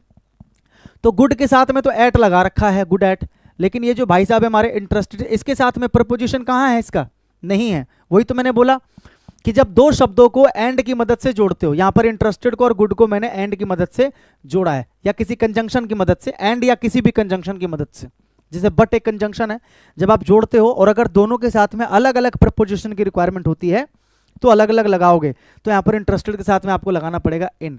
तो सही आंसर क्या हो जाएगा, आई एम इंटरेस्टेड इन, क्या हो जाएगा, आई am interested, I am interested इन, ठीक है, ये सही आंसर हो जाएगा, interested in and good at, but good at, ठीक है। She is junior but intelligent then, ठीक है। जब हम कंपेयर करते हैं, कंपेयर करने के लिए क्या करते हैं, देन, प्रीपोजिशन देन को यूज करते हैं ना, कि he is better than his brother, तो देन का यूज करते हैं प्रीपोजिशन के तौर पर जब हम कंपेयर करते हैं। और अगर मैंने बताया था आपको, अगर याद होगा, ठीक है, सीनियर, याद है कि नहीं है मुझे नहीं पता, लेकिन मैं सैकड़ों बार करा चुका हूं, सीनियर, जूनियर, इंफीरियर, सुपीरियर, ठीक है, एक्सटीरियर या प्रेफर, इन सब के साथ फिक्स होता है, इन सब के साथ फिक्स होता है, क्या फिक्स होता है, इनके बाद प्रीपोजिशन हमेशा टू आता है, इनके बाद हमेशा जो प्रीपोजिशन है ना वो क्या आता है, टू, मैंने बताया था इनके साथ फिक्स होता है। Senior, junior, inferior, superior, exterior, है ना, इंटीरियर या फिर प्रेफर, इनके साथ में हमेशा क्या आता है, या पोस्टीरियर है ना, तो इनके साथ में हमेशा प्रीपोजिशन क्या आता है, टू आता है। तो यहां पर जूनियर दिख रहा है मुझे, जूनियर के साथ में टू आना चाहिए, इंटेलिजेंट के साथ में देन आ जाएगा। आप कंपेयर कर रहे हो ना कि she is junior but intelligent, she is junior to, but अब यहां पर एक गलती और है, यहां पर एक गलती और है, कंपेयर करने के लिए कंपैरेटिव डिग्री यूज करते हैं ना, कंपेयर करने के लिए कंपैरेटिव डिग्री यूज करते हैं। क्या इंटेलिजेंट कंपैरेटिव डिग्री है? आप कहोगे नहीं है सर, तो यहां पर क्या करना पड़ेगा आपको, मोर इंटेलिजेंट। इंटेलिजेंट का कंपैरेटिव कैसे बनता है, मोर लगाकर। तो एक गलती तो ये है यहां पर कि she is junior but more intelligent then her sister. तो यहां पर कंपैरिजन करने के लिए मैंने क्या लिखा, कंपैरेटिव डिग्री, यानी कि मोर इंटेलिजेंट। क्या लिखा मैंने, मोर इंटेलिजेंट, और इंटेलिजेंट के साथ में देन आता है तो मैंने देन लगा दिया। लेकिन जूनियर के साथ में टू आता है, क्या आता है, टू। तो फिलहाल के लिए सेंटेंस क्या है, ये गलत है। फिलहाल के लिए सेंटेंस क्या है, ये गलत है। समझ गए बात को? यहां लिखो, इसका सही क्या बनेगा, सही क्या बनेगा, she is junior to, she is junior to but more intelligent. Comparison करने के लिए कंपैरेटिव, मोर इंटेलिजेंट देन के बाद क्या है, हर सिस्टर। इस तरीके से बनेगा भाई, ठीक है, ठीक है। जूनियर के साथ में इसका मैंने प्रीपोजिशन टू लगा दिया, और इसमें कंपैरेटिव करने के लिए इसको मैंने मोर इंटेलिजेंट कर दिया, और इसके साथ में देन लगता है तो मैंने देन लगा दिया। तो ये बिल्कुल ठीक है। तो अगर दो वर्ड्स को आप जोड़ रहे हो किसी भी कंजंक्शन की मदद से, और अगर आपको ऐसा लग रहा है कि दोनों के साथ में अलग अलग प्रीपोजिशन की रिक्वायरमेंट है, तो लगा देना। आई एम फेमिलियर विद, फेमिलियर के साथ में याद रखना कि हमेशा विद लगाते हैं। आई am familiar with, familiar with का मतलब क्या होता है, परिचित होना। क्या होता है, परिचित होना, कि मतलब मैं परिचित हूं, मैं क्या हूं, अपरिचित हूं, मैं परिचित हूं, मैं क्या हूं, परिचित हूं। तो मैं परिचित हूं इस सॉफ्टवेयर से, मतलब मैं सॉफ्टवेयर के बारे में जानता हूं। I am familiar with this software but inexperienced in. तो यहां पर बिल्कुल सेंटेंस ठीक है, क्योंकि फेमिलियर के साथ में विद आता है, लगा रखा है, और एक्सपीरियंस्ड या इनएक्सपीरियंस्ड के साथ में हमेशा क्या आता है, इन आता है। जैसे I am experienced in this field, या I am experienced in this work, तो एक्सपीरियंस्ड या इनएक्सपीरियंस्ड के साथ में हमेशा इन आता है। यही जो बातें मैं आपको बता रहा हूं, अगर आप इसको इग्नोर करते हो तो एग्जाम में जाके आपको रोना पड़ेगा। जब एग्जाम में जाके आपसे क्वेश्चन पूछेगा कि एक्सपीरियंस के साथ में क्या आता है, एक्सपीरियंस के साथ में क्या आता है, इन एक्सपीरियंस के साथ में क्या आता है प्रपोजिशन, तो एग्जाम में आपको याद नहीं आएगा, क्योंकि अगर अभी आप अटेंटिवली नहीं सुन रहे हो मेरी बात को, तो फिर कोई फायदा नहीं है। तो ये याद रखना भाई। आ जाओ क्वेश्चन पे, अब क्वेश्चन पे आ जाओ। क्वेश्चन करते रहेंगे और साथ साथ में क्या करेंगे, जो क्वेश्चन के साथ इंपॉर्टेंट कॉन्सेप्ट्स बनते रहेंगे, जिस तरीके से मैं आपको समझाता हूं उस तरीके से कॉन्सेप्ट्स मैं आपको समझाता रहूंगा। तो थोड़ा सा जल्दी जल्दी इन चीजों को हम करते रहेंगे, आगे बढ़ेंगे, और मैं उम्मीद करता हूं कि आपको चीजें समझ में आती रहेंगी। तो आपके सामने पहला क्वेश्चन है, आपको इसको इंप्रूव करना है। Tom was standing besides the school house poster when the ball rolled towards him. Tom जो था ना, वॉज स्टैंडिंग, वो खड़ा था। कहां खड़ा था, besides the school house poster. जो स्कूल हाउस का पोस्टर था, उस पोस्टर के बिसाइड में खड़ा था। तो यानी कि पढ़कर मुझे ये पता लग रहा है, पहले तो आप ये समझो, यहां पर जो कॉन्सेप्ट है समझने वाला, एक होता है हमारे पास बिसाइड, ठीक है, बिसाइड वर्सेस बिसाइड्स। तो एक होता है मेरे पास बिसाइड, एक होता है मेरे पास बिसाइड्स। कहने के लिए तो केवल एक एस का फर्क है, लेकिन बहुत ज्यादा फर्क है। फर्क क्या है मेरे दोस्त, ध्यान से देखो। बिसाइड का मतलब क्या होता है, के बगल में। क्या होता है, के बगल में। के बगल में मतलब जैसे मैं यहां खड़ा हूं और कोई मेरे बगल में आके खड़ा हो जाए, तो मैं क्या बोलूंगा, he was standing beside me, या ही स्टैंडिंग बिसाइड मी, या I was standing beside school gate, या I was standing beside the poster. तो बिसाइड का मतलब कि आजू बाजू, के बगल में, ठीक है। और बिसाइड्स का मतलब क्या होता है, के साथ, के साथ साथ। जैसे एग्जाम्पल के थ्रू समझाता हूं, सिट बिसाइड मी। अगर मैं किसी को बोल रहा हूं सिट बिसाइड मी, इसका मतलब क्या है, मेरे बगल में आके बैठ जाओ, या मेरे आजू बाजू आके बैठ जाओ। और बिसाइड्स को कैसे करेंगे, I know English, I know English besides, besides Hindi. तो इसकी हिंदी क्या बनी, मतलब हिंदी के साथ साथ या हिंदी के अलावा, हिंदी के साथ साथ या हिंदी के अलावा मुझे अंग्रेजी भी आती है। तो यहां पर दे रखा है बिसाइड्स और यहां पर दे रखा है बिसाइड। अब देखो, अगर एक दूसरे की जगह यूज कर दोगे तो गलत हो जाएगा, क्योंकि इस बिसाइड्स की यहां पर हिंदी क्या निकल रही है, in addition to. In addition to मतलब ये तो आता ही है, इसके अलावा, इन एडिशन टू। तो बिसाइड्स की जगह पर आप इन एडिशन टू भी लगा सकते हो, ये याद रखना, ठीक है। तो यहां पर क्या बोलना चाह रहा, स्कूल हाउस पोस्टर के बगल में खड़ा था वो, के साथ साथ की तो बात हो नहीं रही है, तो यहां पर बिसाइड्स नहीं आएगा, यहां पर बिसाइड्स नहीं आएगा, यहां पर क्या आएगा, बिसाइड आएगा, यहां पर क्या आएगा, बिसाइड आना चाहिए, ठीक है, ये करेक्ट है। ढूंढो किसमें है, ये रहा बिसाइड, ठीक है, इसमें भी बिसाइड है, ध्यान से देख लो, इसमें भी बिसाइड है, ये खत्म हो गया, ये खत्म होगा क्योंकि इंप्रूवमेंट होगा, दोनों में बिसाइड है। तो ऐसे अंधाधुंध आंसर मत लगा देना, टेंस को भी फॉलो करना, वॉज के साथ में V1 ING ही आता है, वॉज के साथ में वर्ब की सेकंड फॉर्म नहीं आता है, तो ये ठीक है।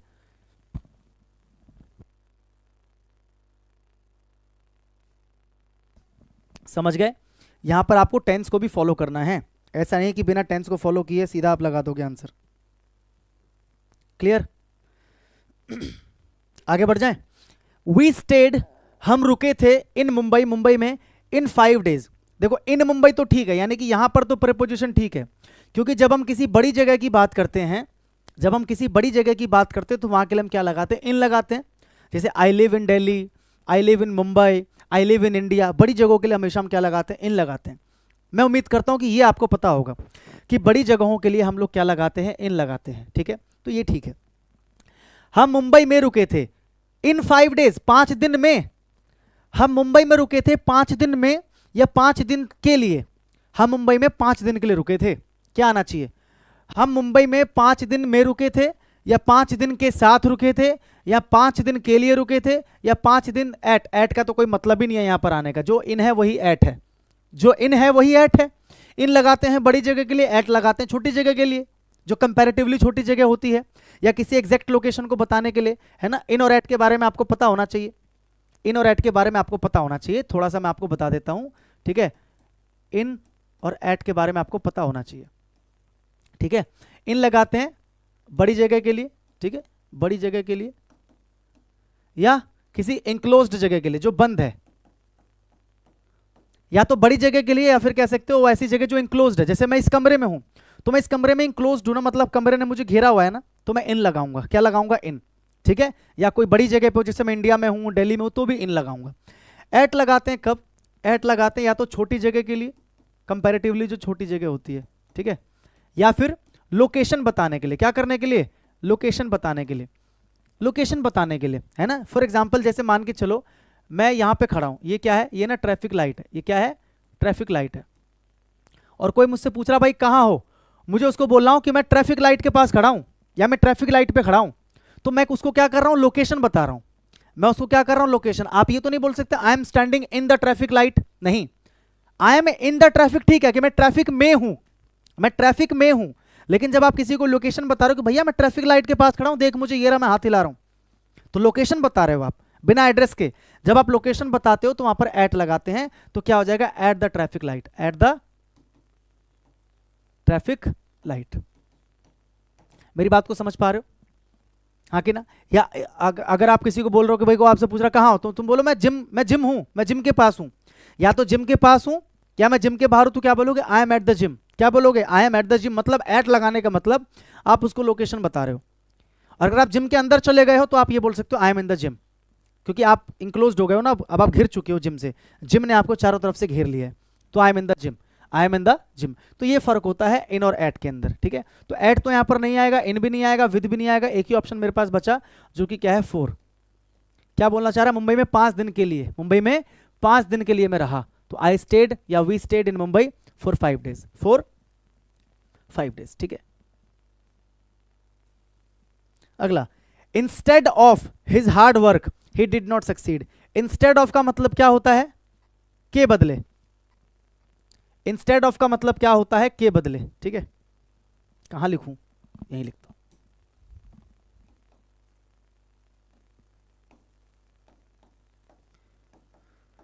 इंस्टेड ऑफ का मतलब क्या होता है, के बदले, के बदले। जैसे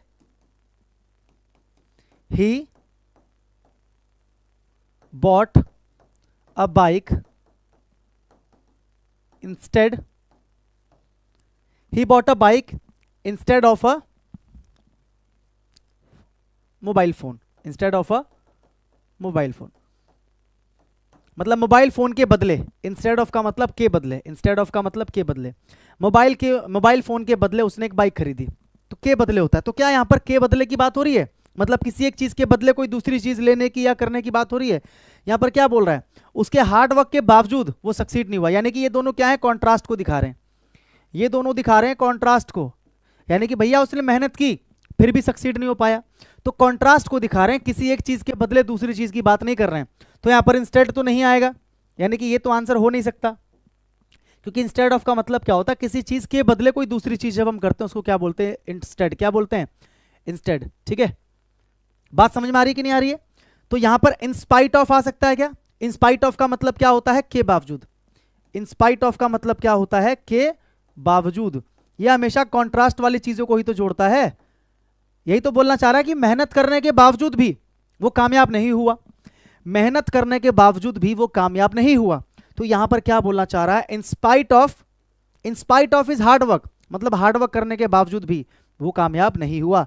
इंस्पाइट ऑफ की जगह पर यहां पर डिस्पाइट भी दे सकता था, वो भी ठीक होता, क्योंकि अभी थोड़ी देर पहले ही मैंने बताया था कि जो इंस्पाइट ऑफ होता है that is equal to despite. ठीक है, इन केस ऑफ का मतलब क्या होता है, इन केस ऑफ,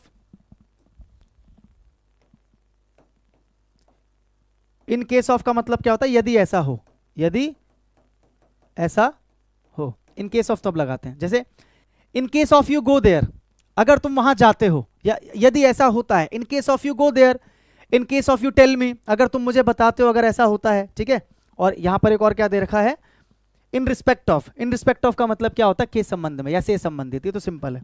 तो यहां पर क्या आ जाएगा, इन स्पाइट ऑफ। क्या आ जाएगा, इन स्पाइट ऑफ। अगला, द टू थीव्स, जो दो चोर थे, डिस्ट्रीब्यूटेड द लूट, उन्होंने लूट का सामान जो था वो डिस्ट्रीब्यूट कर लिया, बिटवीन देमसेल्व्स। चोर कितने हैं, दो हैं, चोर कितने हैं, दो हैं। तो यहां पर याद रखने वाली चीज ये है, ठीक है, कॉन्सेप्ट में यहां पर याद रखने वाली चीज ये है जो आपको याद रखना है। ठीक है, यहां पर मैं सेपरेटली लिख रहा हूं अलग से यहां पर। ठीक है, बिटवीन जो हम लगाते हैं, ये हम लगाते हैं फॉर टू, दो के लिए, बिटवीन हमेशा दो के लिए लगाते हैं।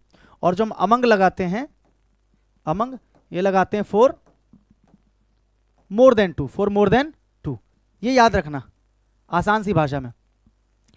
हिंदी क्या होती है, बिटवीन और अमंग की हिंदी क्या होती है, बिटवीन और अमंग की हिंदी क्या होती है, आपस में या के बीच, है ना, या तो के बीच या आपस में। तो बिटवीन लगाते हैं दो के लिए, अमंग लगाते हैं दो से ज्यादा के लिए। लेकिन ध्यान रखना, अगर आप मतलब अच्छी तरीके से अगर आप पढ़ोगे, और ये मैंने अभी कुछ दिन पहले क्लास में भी एक्सप्लेन किया था कि बिटवीन को दो के लिए लगाते हैं, ठीक है, लेकिन बिटवीन को हम दो से ज्यादा के लिए भी लगा सकते हैं। कब, इसको मैं समझाता हूं, ऐसी बोल के आप समझना। बिटवीन को हम दो से ज्यादा के लिए भी लगा सकते हैं। जैसे मान के चलो 4 कंट्रीज हैं, या मान के चलो 4 टीम्स हैं, या 5 टीम्स हैं, 6 टीम्स हैं, और सब आपस में एक दूसरे से खेलेंगे। उसमें से सब क्या करेंगे, खेलेंगे, और जो निकलता जाएगा वो हटता जाएगा, जो क्वालिफाई करता जाएगा वो आगे बढ़ता जाएगा। फिर उनके बीच में क्वार्टर फिनाले होगा, सेमीफिनाले होगा, फिर फिनाले होगा। आईपीएल में इसी तरीके से होता है कि सारी टीम आपस में एक दूसरे से खेलती है। तो आपस में खेलती है, तो आपस में की हिंदी, आपस में ही की तो मीनिंग है दोनों की दोनों ही है। बिटवीन का मतलब भी आपस में या के बीच, अमंग का मतलब भी आपस में या के बीच। तो क्या यहां पर मैं बिटवीन लगा सकता हूं, जैसे ऑल द 8 टीम्स, यानी कि जो 8 की 8 टीम है, will play the tournament among themselves या बिटवीन देमसेल्व्स। क्या बिटवीन लगा सकता हूं यहां पर कि नहीं लगा सकता हूं, बताइए। क्या यहां पर मैं बिटवीन लगा सकता हूं, बिल्कुल लगा सकता हूं, क्योंकि जब हम बात करते हैं ना कि सब आपस में एक दूसरे से खेलेंगे, या आपस में, जैसे मान के चलो 4 देश है, वो चारों आपस में एक दूसरे से लड़ रहे हैं पावर गेन करने के लिए, तो they are fighting between themselves. Between themselves, यहां पर भी हम देम लगा सकते हैं, बिटवीन लगा सकते हैं जब दो से ज्यादा की बात हो। लेकिन यहां पर तो ऐसा कुछ है नहीं म्यूचुअल वगैरह की, और यहां पर क्लियरली आपको 2 दे रखा है, तो वहां पर बिटवीन ही आएगा। जब क्लियरली 2 दे रखा है तो वहां पर बिटवीन ही आएगा, ये मैंने समझाया था आपको। तो यहां पर क्या आना चाहिए, नो इंप्रूवमेंट। ठीक है, कोई दिक्कत नहीं है यहां पर। अगला क्वेश्चन, बढ़ते जाओ करते जाओ। मुंबई इज फेमस, याद रखने वाली चीज है, फेमस फॉर होता है। कोई भी चीज अगर किसी चीज के लिए प्रसिद्ध होती है तो उसके लिए फिक्स्ड प्रपोजिशन होता है फेमस फॉर, है ना। जैसे he is famous for his skill, he is famous for his singing, या Mumbai is famous for his for its textiles. बात समझ में आ रही है, तो फेमस के साथ में फॉर लगाते हैं, याद रखने वाली चीज है। बिकॉज ऑफ का मतलब क्या हो रहा है, बिकॉज ऑफ क्या होता है भाई, बिकॉज ऑफ का मतलब होता है के कारण। बिकॉज ऑफ का मतलब क्या होता है, के कारण। यहां पर के कारण की बात ही नहीं है कहीं पर। बिकॉज ऑफ का मतलब क्या होता है, के कारण। जैसे I am late because of you, मैं लेट हूं तुम्हारे कारण या तुम्हारी वजह से, है ना, बिकॉज ऑफ यू। तो वो कारण बताता है किसी भी काम के होने का। यहाँ पर कारण की बात नहीं हो रही है, यहाँ पर सीधा बोल रहा है मुंबई फेमस है, तो फेमस क्या है, famous for, Mumbai is famous for, ठीक है, मुंबई इज फेमस फॉर। अगला, a man's life is divided to, जब हम डिवाइडेड लगाते हैं ना, क्या लगाते हैं, डिवाइडेड, ठीक है, डिवाइडेड, तो डिवाइडेड के बाद में हमेशा क्या लगाते हैं, इनटू, डिवाइडेड इनटू, ये याद रखना। जब डिवाइडेड लगा रहे हो और डिवाइडेड के बाद में आप ये बता रहे हो कि कोई चीज अलग अलग भागों में बटी हुई है, तो हमेशा डिवाइडेड इनटू। जैसे tense can be divided into 3 parts, है ना, a man's life can be divided into, जो भी है, तो डिवाइडेड के बाद में इनटू लगाना, याद रखने वाली चीज है भाई। तो डिवाइडेड टू नहीं होगा, डिवाइडेड इनटू हो जाएगा, समझ गए। अगला, the train was late, the train was late for 50 minutes, ठीक है। लेट बाय का क्या मतलब होता है, what is the meaning of late bye,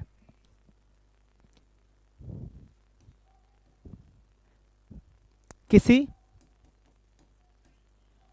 definite समय की देरी से, किसी डेफिनेट समय की देरी से। जब आपको एक डेफिनेट समय दिया हुआ हो, जब आपको एक निश्चित समय दिया हो, मेरी बात को ध्यान से समझना, जब आपको एक निश्चित समय दिया हो और ये बताया जाए कि भाई तुम 5 मिनट लेट हो, या तुम 10 मिनट लेट हो, या तुम 1 घंटा लेट हो, कोई भी एक निश्चित टाइम आपको दिया जाएगा, ध्यान से समझना, कोई भी एक डेफिनेट समय आपको दिया जाए, 2 मिनट, 4 मिनट, 1 घंटा, 2 घंटा, 4 दिन, 5 दिन, 10 घंटा, 15 घंटा, कुछ भी, और आपको बोला जाए देर हो या उतना लेट हो, या उतना लेट हो, तो हमेशा क्या लगाते हैं, लेट बाय। जैसे आपका दोस्त 1 घंटा लेट आया तो आप क्या बोलोगे, you are late by 1 hour, you are late by 1, क्योंकि 1 आवर एक डेफिनेट समय आप उसको दे रहे हो। अगर आप सीधा बोलते कि तुम लेट हो, टाइम वाइम नहीं है, तो सीधा क्या बोलते, you are late, you are very late. बात समझ में आ रही है। यहां पर एक एग्जैक्ट टाइम आपको दिया है, 50 मिनट्स दिया है कि नहीं दिया है, तो यहां पर 4 नहीं आएगा, यहां पर क्या आएगा, लेट बाय। जो जो चीजें हम आपको बता रहे हैं वो चीजें आपको याद रखनी है, क्योंकि एग्जाम में इन्हीं चीजों के ऊपर जो है ना क्वेश्चन पूछा जाएगा आपसे। आगे बढ़े मित्र, आइए। More than 60% of India's population live under the poverty line, ठीक है। अब what is the difference between under and under और बिलो, बी कट गया इसका, बिलो और अंडर में क्या डिफरेंस है, क्योंकि बहुत अच्छा है ये, इसलिए मैंने यहां पर सेपरेटली आपको जो है ना दे दिया है, मैंने यहां पर आपको बिलो और अंडर में क्या डिफरेंस है। देखो मेरी बात को बहुत ध्यान से समझना, अंडर लगाते हैं used when something is directly beneath another object, जब कोई एक चीज दूसरे के डायरेक्टली नीचे हो, जब कोई एक चीज दूसरे के डायरेक्टली नीचे हो, डायरेक्टली नीचे का मतलब क्या होता है, उसको कवर कर रही है वो चीज, ठीक है। जैसे मान के चलो ये एक ब्रिज है, जैसे मान के चलो ये क्या है, एक ब्रिज है, ठीक है, मेरी बात को ध्यान समझना। और इस ब्रिज के नीचे, क्योंकि ब्रिज के नीचे जगह होती है रहने की, तो कुछ लोग रहते हैं, यानी कि आप देख रहे हो यहां पर एक चीज जो है ना दूसरे के एग्जैक्ट नीचे है, एग्जैक्ट क्या है, नीचे है, या दूसरी चीज कह सकते हो उसको कवर कर रही है, दूसरी चीज उसको क्या कर रही है, कवर कर रही है। तो इस केस में हमेशा क्या लगाते हैं, अंडर। तो मैं क्या बोल सकता हूं, they are under the bridge, they are under the bridge. मेरी बात को समझ पा रहे हो दोस्त, बोलो हाँ कि ना, ठीक है। या फिर मान के चलो एक पेड़ है भाई, ठीक है, एक पेड़ है ये, ठीक है, और इस पेड़ के नीचे एक आदमी जो है ना आराम कर रहा है, या बारिश आ रही है तो बारिश से बचने के लिए आदमी जो है ना पेड़ के बिल्कुल नीचे, तो पेड़ के एग्जैक्ट नीचे है, बिल्कुल नीचे है, और आप कह सकते हो कि पेड़ उसको कवर कर रहा है, तो यहां पर भी क्या लगाएंगे, अंडर। तो क्या लिखेंगे, he is under the tree, he is under the tree. मेरी बात को समझ गए। जब कोई एक किसी दूसरे के नीचे हो, एग्जैक्ट नीचे हो, और वो दूसरी चीज उसको कवर कर रही हो ऊपर से, तो हम क्या लगाते हैं, अंडर। क्या लगाते हैं, अंडर। मेरी बात समझ में आ रही है। और अंडर का जो ऑपोजिट होता है वो क्या होता है, ओवर, ठीक है। अंडर का जो ऑपोजिट होता है, अंडर का ऑपोजिट जो होता है वो क्या होता है, ओवर। क्या होता है, ओवर। याद रखना ये चीज बहुत इंपॉर्टेंट है। जैसे आप इनको बोल रहे हो कि ये जो लोग हैं ना, they are under the bridge, ये लोग ब्रिज के अंडर है, तो आप ये बोल सकते हो कि नहीं बोल सकते हो कि bridge is over them, bridge is over them, क्योंकि ऑपोजिट होता है ओवर देम। भाई अगर ये लोग ब्रिज के अंडर हैं, अगर ये लोग ब्रिज के अंडर हैं, मेरी बात को समझ पा रहे हो, अगर ये लोग ब्रिज के अंडर है तो ब्रिज इनके ओवर है, तो यानी कि ओवर और अंडर एक दूसरे के क्या है, ऑपोजिट है, ये याद रखना है। ऐसे ही यहां पर मैंने क्या बोला, he is under the tree, कि ये क्या है, पेड़ के नीचे है, तो पेड़ क्या है, इसके ओवर है ना, the tree is over him, the tree is over him. मेरी बात को समझ पा रहे हो, बोलो हाँ कि ना, मेरी बात को समझ पा रहे हो, ठीक है। जैसे एक बच्चा है, ठीक है, बच्चा क्या है, सो रहा है, बच्चा क्या है, सो रहा है, और इसके ऊपर से कंबल है, इसके ऊपर से क्या है, कंबल है। मेरी बात को ध्यान से समझना, बच्चा सो रहा है और इसके ऊपर से क्या, जैसे हम लोग कंबल कैसे ओढ़ते हैं, बच्चे ने कंबल ओढ़ा हुआ है, यानी कि कंबल जो है बच्चे के बिल्कुल जस्ट ऊपर है, या फिर कह सकते हो बच्चा कंबल के जस्ट नीचे है और कंबल ने उसको कवर किया हुआ है। तो हम बोल सकते हैं वहां पर क्या लगेगा, ओवर है, ओवर या फिर अंडर, जो भी आपको लगाना है ना। तो हम क्या बोल सकते हैं, the blanket is over the baby, the blanket is over the baby. कैसे बोलेंगे, the blanket is over the baby, over the baby. इस बात को समझ गए, बोलो हाँ कि ना। बहुत इंपॉर्टेंट कॉन्सेप्ट है, इसलिए मैं कह रहा हूं आपको इसकी जानकारी होनी चाहिए, ठीक है। बिलो, अंडर, ठीक है, ये समझ गए अंडर, और अंडर का ऑपोजिट क्या है, ओवर। अंडर का ऑपोजिट क्या है, ओवर, ठीक है। तो ये लिखा है, used when something is directly beneath another object often with a sense of vertical position और कवरिंग। मैंने कहा ना, या फिर वो चीज उसको कवर कर रही हो। डायरेक्ट वर्टिकल अलाइनमेंट होना चाहिए, समटाइम्स फिजिकल कॉन्टैक्ट और शेडो। जरूरी नहीं कि हमेशा फिजिकल कांटेक्ट, जैसे बच्चे और कंबल के बीच में फिजिकल कांटेक्ट है, लेकिन इन दोनों के बीच में तो फिजिकल कांटेक्ट नहीं है, इनके बीच में फिजिकल कांटेक्ट नहीं है, दोनों में आपस में, तो जरूरी नहीं कि फिजिकल कांटेक्ट हो भी सकता है, नहीं भी हो सकता है। Used for physical objects. और हाँ, ये सबसे इंपॉर्टेंट चीज है, आप अंडर तभी लगाते हो जब सच में कोई फिजिकल ऑब्जेक्ट आपके सामने हो। जैसे मैं अगर बच्चा और कंबल बोल रहा हूं, तो सच में इनकी एक फिजिकल एंटिटी है ना, मुझे कंबल भी दिख रहा ना, कंबल कोई चीज है ना, बच्चा कोई चीज है ना, पेड़वा हमको दिख ही रहा है, पेड़ कोई चीज है, पेड़ के नीचे जो आदमी वो भी हमको दिख रहा है, फिजिकली उनकी एंटिटी है, इन लोगों की फिजिकल एंटिटी है, ब्रिज की फिजिकल एंटिटी है। अगर मैं ये बोलूं कि ऑफिस में तुम्हारी रैंक मेरे से नीचे है, अब यहां पर भी नीचे लिखा है मैंने, यहां पर भी क्या लिखा, नीचे, लेकिन क्या रैंक कोई ऐसी चीज है जिसकी कोई फिजिकल एंटिटी है, बताना। क्या रैंक को आप देख सकते हो, छू सकते हो, महसूस कर सकते हो, नहीं। तो वहां पर कभी भी अंडर नहीं आएगा, वहां पर बिलो आएगा। तुम गरीबी रेखा से नीचे हो, यहां पर भी नीचे आ रहा है, तो नीचे का तो ये भी होता है अंडर, तो क्या अंडर लगा सकते हैं, नहीं। गरीबी रेखा से नीचे, वो गरीबी रेखा क्या कोई फिजिकल चीज है, उसको देख सकते हो, टच कर सकते हो, तुम्हें दिख रहा है, छू सकते हो जाके, नहीं। तो वहां पर बिलो द पॉवर्टी लाइन। मेरी बात को समझ पा रहे हो, हाँ कि ना, अरे समझ पा रहे हो।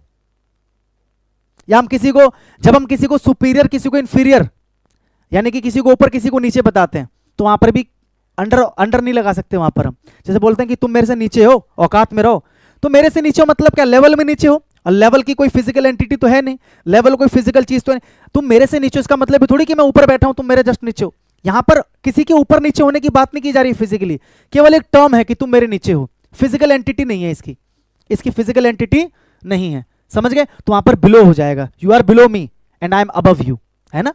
तो जैसे अंडर का ऑपोजिट ओवर है, ऐसे बिलो का ऑपोजिट क्या है, ऐसे बिलो का जो ऑपोजिट है वो क्या होता है, अबव। क्या होता है, above. You are below the poverty line, मतलब तुम गरीबी रेखा के नीचे हो। I am above the poverty line, मैं गरीबी रेखा के ऊपर हूं, ठीक है। यू आर बिलो मी, तुम मेरे नीचे हो, मतलब यहां पर मैं पोजीशन की बात कर रहा हूं कि तुम पोजीशन में या रैंक में या पावर में मेरे से नीचे हो।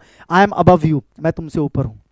मेरी बात को समझ पा रहे हो, बोलो हाँ कि ना। तो ये फर्क होता है बिलो और अंडर में, ठीक है। Example, the cat is under the table, cat जो है टेबल के नीचे, मतलब सीधा सीधा पता चल रहा है कि एक चीज दूसरे के नीचे है, और फिजिकल एंटिटी है दोनों की, टेबल की भी फिजिकल एंटिटी है, कैट की भी फिजिकल एंटिटी है। The boy standing under the tree, example था। The papers are under the book, covered है। मेरी बात समझ पा रहे हो कि नहीं समझ पा रहे हो। अब बात करते हैं बिलो की। बिलो क्या होता है, used when something is at lower level, अगर कोई चीज लोअर लेवल पे है या लोअर हाइट पे है या रैंक में या वैल्यू में या अमाउंट में, not necessarily directly under something. इसका ये मतलब बिल्कुल भी नहीं होता कि कोई चीज डायरेक्टली किसी के नीचे हो, कोई चीज डायरेक्टली किसी के नीचे हो। बस जब हम रैंक में नीचे होने की, हाइट में नीचे होने की, या वैल्यू में नीचे होने की, पावर में नीचे होने की बात करते तो बिलो लगाते हैं। Lower level not always vertical, no covering, कोई कवरिंग या कॉन्टैक्ट ऐसा कुछ नहीं होता इसमें। ऑल्सो यूज्ड फॉर नंबर्स, या आप नंबर्स के लिए, टेम्परेचर के लिए, रैंक के लिए, पोजीशन के लिए, सब के लिए यूज करते हो। जबकि अंडर जो था वो केवल फिजिकल एंटिटीज के लिए, जिनकी एक फिजिकल एंटिटी है। The temperature is below 10 degree Celsius, की टेम्परेचर जो है 10 डिग्री से नीचे है, तो यहां पर कोई फिजिकल एंटिटी इसकी नहीं है, हम केवल एक टेम्परेचर को कम या ज्यादा बता रहे हैं, तो बिलो लगाएंगे। The rank is, his rank is below mine, rank की बात कर रहे हैं तो below. The valley lies below the hill, ठीक है। Her marks are below average, मतलब एवरेज से भी क्या है, नीचे है। ये समझ गए फर्क। तो यहां पर क्या था भाई, मेरे क्वेश्चनवा कहां था जी, ये रहा। More than 60% of India's population live under the poverty line नहीं होगा, क्या होगा, बिलो द पॉवर्टी लाइन। ठीक है, बिलो द पॉवर्टी लाइन। तो क्या हो जाएगा, live below, this is the correct answer. I hope कि अब आप गलत नहीं करोगे इसको, अंडर, बिलो और ओवर, अबव, ठीक है।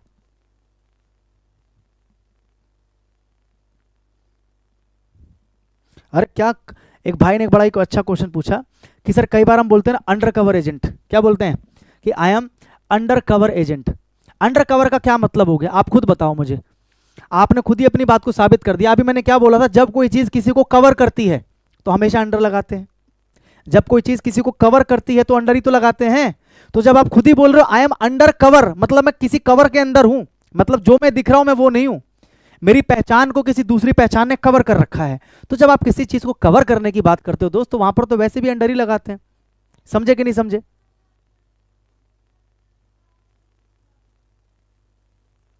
आया समझ में? अब क्लियर हो गया? I met him in the way, in the way नहीं होता, ऑन द वे होता है। जैसे आप किसी को बोलते हो कि भाई मैं रास्ते में हूं, तो क्या बोलते हो? बोलने के लिए हिंदी में क्या बोलते हो? रास्ते में, लेकिन मे के लिए इन नहीं लगाते, I am on the way.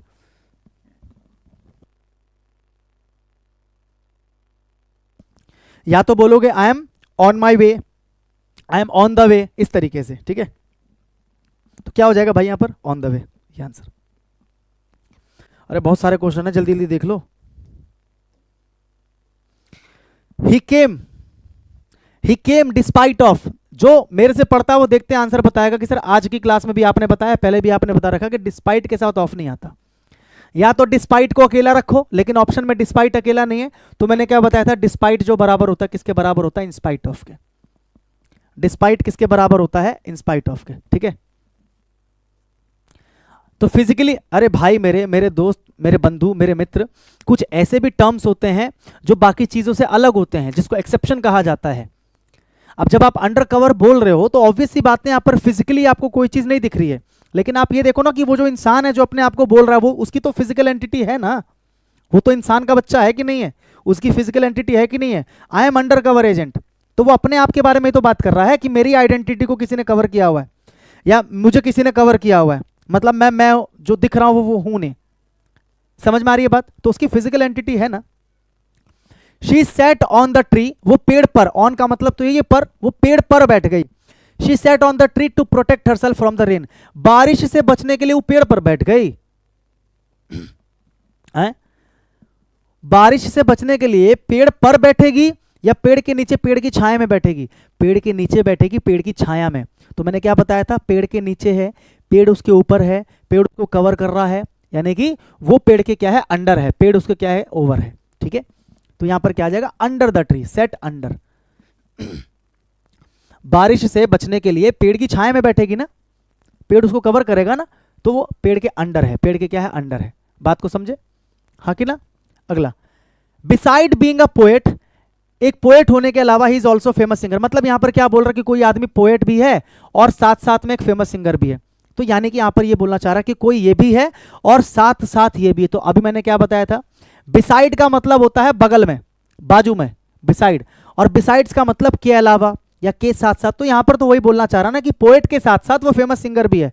तो यहां पर बिसाइड नहीं आएगा, यहां पर क्या आएगा? बिसाइड्स। क्या आएगा? बिसाइड्स। अभी बताया था कि नहीं बताया था?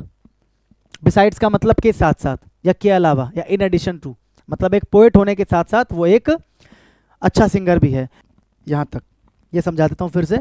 तो डाई फॉर कब लगाते हैं? जब हम बोलते हैं ना कि मैं अपने देश के लिए मर जाऊंगा, या मैं अपने सिद्धांतों के लिए मर जाऊंगा, या मैं अपने धर्म के लिए। तो जब आप किसी पर्पस के लिए मरते हो खुद से जानबूझ के, तो डाई फॉर लगाते हैं, ठीक है।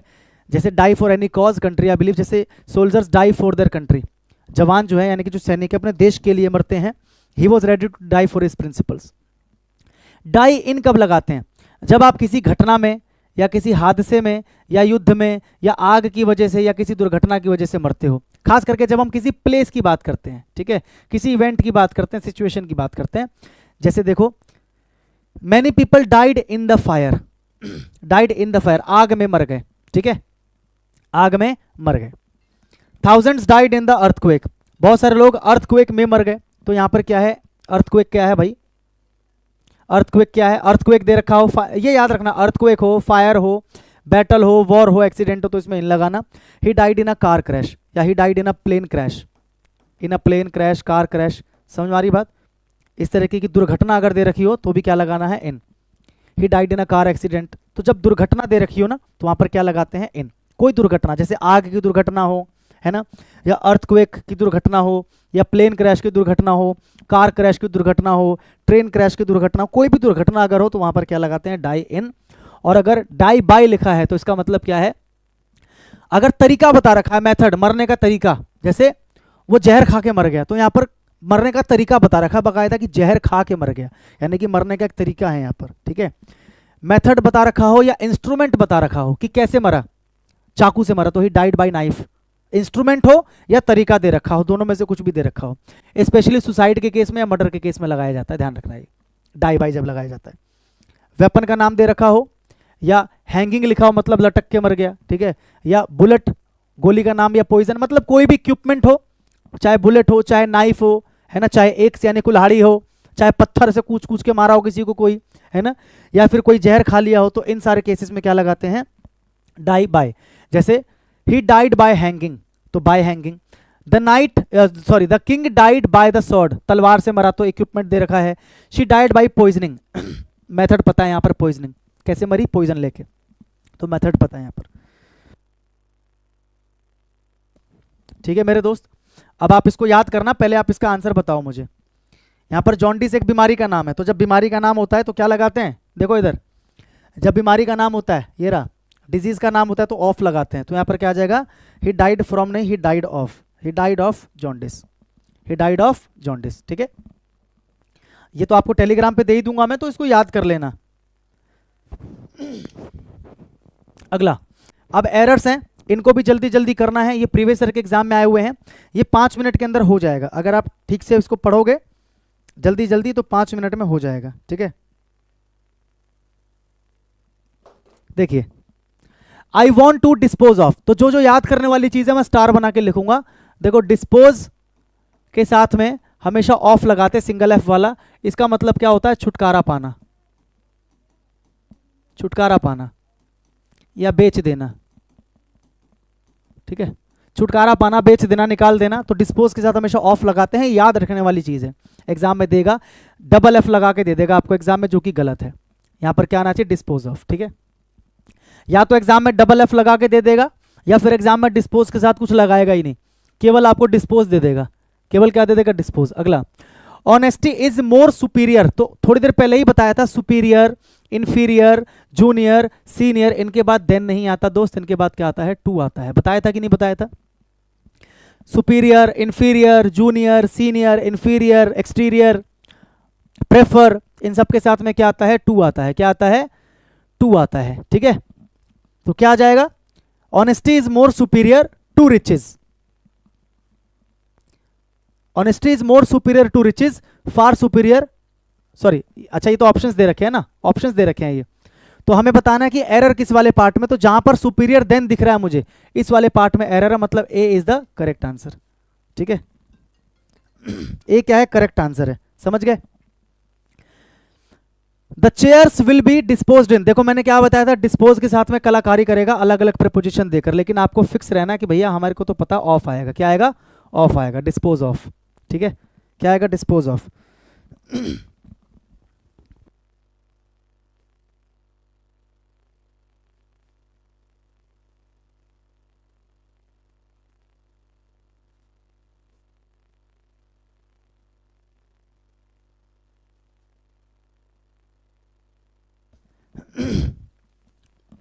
अगला, on saw the mother, on saw, यहां पर ऑन क्या है, प्रपोजिशन है, और प्रपोजिशन के बाद में आपको दे रखा है वर्ब, क्या दे रखा है आपको, वर्ब दे रखा है। तो मैंने भी कॉन्सेप्ट आपको समझाया था कि हमेशा वर्ब की फर्स्ट फॉर्म और आईएनजी लगाते हैं, प्रपोजिशन के बाद अगर वर्ब लगाते हो तो हमेशा वर्ब की फर्स्ट फॉर्म और आईएनजी लगाते हैं, तो ऑन सॉ नहीं होगा, क्या होगा, ऑन सीइंग, वर्ब की फर्स्ट फॉर्म सी और साथ में ING, on seeing, on seeing the mother, क्या हो जाएगा, on seeing the mother, on seeing the mother, ठीक है। आई वॉज एंग्री एट, समझने वाला कॉन्सेप्ट है, ठीक है। एक होता है दोस्त मेरे एंग्री विद, ये कब लगाते हैं, जब किसी व्यक्ति से नाराज होते हो, एंग्री विद समवन। एक होता है एंग्री एट, एंग्री एट कब लगाते हो, जब किसी चीज से नाराज होते हो, किसी काम से, किसी चीज से, है ना। जैसे I was angry with him, मैं उससे नाराज था, तो व्यक्ति है तो एंग्री विद। और अगर मैं बोलूं मैं उसके प्रपोजल या उसके प्लान या उसके आइडिया से नाराज था, तो I was angry at his proposal, I was angry at his idea, ठीक है ना। तो याद रखना, तो यहां पर क्या है, देखो I was angry with my self, तो मैं भी तो इंसान ही हूं, तो एंग्री एट नहीं आएगा, यहां पर क्या आएगा, एंग्री विद आएगा। अगला, ही इंसिस्टेड, ध्यान रखिए, इंसिस्ट के साथ में ऑन आएगा, और ऑन के बाद आपको पता ही है वर्ब की फर्स्ट फॉर्म आईएनजी, क्योंकि प्रीपोजिशन के बाद ही आता है, ठीक है। लेकिन कभी कभी ऐसा भी होता है, इंसिस्ट, इंसिस्ट के साथ में क्या आ जाए, दैट आ जाए, उसके बाद सब्जेक्ट आ जाए, ठीक है, ये याद रखना। अगर इंसिस्ट के बाद में दैट दे रखा है, या इंसिस्ट के बाद में एक आपको क्या दे रखा है, सब्जेक्ट दे रखा है, तो वहां पर इंसिस्ट के साथ में कोई प्रीपोजिशन नहीं आएगा, ये याद रखना। मैं आपको एग्जांपल भी दूंगा इसका, और इंसिस्ट वाला तो जरूर आता है एग्जाम के अंदर। अगर इंसिस्ट के साथ में सीधा आपको दे रखा है वर्ब, तो फिर आपको पता भैया बीच में आपको ऑन लगाना पड़ेगा। लेकिन अगर इंसिस्ट के साथ में दैट दे रखा है या सब्जेक्ट दे रखा है, डायरेक्ट वर्ब नहीं दे रखा है, तो वहां पर कोई प्रीपोजिशन की आवश्यकता नहीं है। एग्जांपल करवाता हूं, जैसे कि एक तो यही हो गया, देखो दोनों एग्जांपल यही दे रखे हैं, ही इंसिस्टेड टू गो। अब देखो इंसिस्टेड के डायरेक्ट बाद यहां पर आपको वर्ब दे रखा है, तो जब इंसिस्ट के डायरेक्ट बाद आपको वर्ब दे रखा है, तो मैंने क्या बोला, पहली चीज तो वर्ब की फर्स्ट फॉर्म और आईएनजी होगा, और दूसरी चीज वहां पर ऑन आएगा, ठीक है। क्या आएगा यहां पर, ऑन, ऐसे इस तरीके से लिखो, ऑन आएगा इंसिस्ट के बाद में, पूरा लिखो, इंसिस्टेड, ऑन आ जाएगा, और ऑन के बाद में क्या आ जाएगा, गोइंग, इंसिस्टेड ऑन गोइंग। तो यहां पर ये बिल्कुल करेक्ट है, ही इंसिस्टेड ऑन गोइंग। मेरी बात समझ पा रहे हो कि नहीं समझ पा रहे हो, ठीक है, ठीक है, ही इंसिस्टेड ऑन गोइंग। और अगर मैंने क्या बोला, इंसिस्ट के बाद डायरेक्ट वर्ब ना हो, सब्जेक्ट हो, या दैट की मदद से आगे उसको कंटिन्यू किया जाए, तो वहां पर प्रीपोजिशन की आवश्यकता नहीं होती। जैसे देखो, शी इंसिस्टेड, शी इंसिस्टेड, यहां पर देखो ऑन दे रखा है, और यहां पर आपको डायरेक्ट सब्जेक्ट दे रखा है, वर्ब तो नहीं है यहां पर। तो जब वर्ब नहीं है, तो मैंने क्या बोला, दैट की मदद से आपको सब्जेक्ट को जोड़ देना होता है। तो ये सही कैसे बनेगा, शी इंसिस्टेड, दैट आ जाएगा, क्या आ जाएगा, दैट, और यहां पर आ जाएगा शी। तो यहां पर क्या आ जाएगा, ऑन की जगह पर यहां पर क्या आ जाएगा, दैट, ऑन की जगह पर क्या आ जाएगा, दैट। ये बिल्कुल करेक्ट है, यानी कि इस वाले पार्ट में एरर है। तो इंसिस्टेड ऑन इस वाले पार्ट में एरर है, यानी कि ये इसका आंसर है, और इंसिस्टेड इसमें कहां दे रखा है, ये इसमें दे रखा है, तो मतलब ये इसका आंसर है। अच्छा, मतलब आपसे पूछा कि सही आंसर क्या होगा, ये पूछा है ना, सॉरी, आपसे पूछा है कि सही आंसर क्या होगा चार ऑप्शंस में से। भाई चार ऑप्शंस में से सही आंसर क्या होगा, तो मैंने क्या बताया, इंसिस्टेड ऑन होगा। क्या होगा, इंसिस्टेड ऑन। तो ढूंढो इंसिस्टेड ऑन कहां है, इसमें नहीं है, इसमें तो बिल्कुल नहीं है, ठीक है। इसमें इंसिस्टेड दैट है, यानी कि ना तो ये आंसर होगा, ना ये आंसर होगा, ना ये आंसर होगा, तो घुमा फिरा कर यही आंसर होगा, क्योंकि जो काम ऑन करता है वही काम अपॉन करता है। तो बात वही है, ऑन लगाओ चाहे अपॉन लगाओ। मेरी बात को समझ गए। अगर ऑप्शन में ऑन नहीं दिख रहा तो अपॉन भी आंसर हो सकता है। अब इसका क्या बताना है, इंसिस्टेड दैट ढूंढो। यहां पर इंसिस्टेड ऑन दे रखा है, नहीं होगा, नो इंप्रूवमेंट भी नहीं होगा। इंसिस्टेड दैट, ये रहा मेरा आंसर, इंसिस्टेड दैट आएगा। इंसिस्टेड विद नहीं आएगा, इंसिस्टेड दैट आएगा। जैसे यहां पर इंसिस्टेड ऑन, यहां पर इंसिस्टेड दैट। समझ गए फर्क दोनों में, बोलो हाँ कि ना। Please send the letter, please send the letter on, यहां पर ऑन नहीं आएगा, सेंड टू होता है। क्या होता है, सेंड टू, सेंड टू होता है, ठीक है, याद रखना। जब किसी चीज को किसी पते पर भेजते हैं तो वहां पर, क्योंकि टू का मतलब क्या होता है, जब किसी की तरफ जाता है, की डायरेक्शन में जाता है, तो टू लगाते हैं ना। तो सेंड टू क्या हो जाएगा, सेंड टू। तो यहां पर क्या आ जाएगा, टू आ जाएगा। ही इज नोन टू, तो यहां जैसे याद है ना, याद रखना कि नोन के साथ में हमेशा क्या लगाते हैं, नोन के साथ हमेशा टू लगाते हैं, याद रखने वाली चीज है। नोन के साथ हमेशा टू लगाते हैं, तो यहां पर बाय नहीं आएगा, यहां पर क्या आ जाएगा, नोन टू, याद रखने वाली चीज है।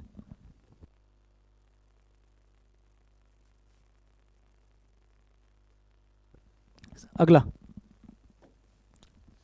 ही could not cope up with, याद रखने वाली चीज है, कोप विद होता है। क्या होता है, कोप विद। कोप विद का मतलब क्या होता है, तालमेल बैठाना।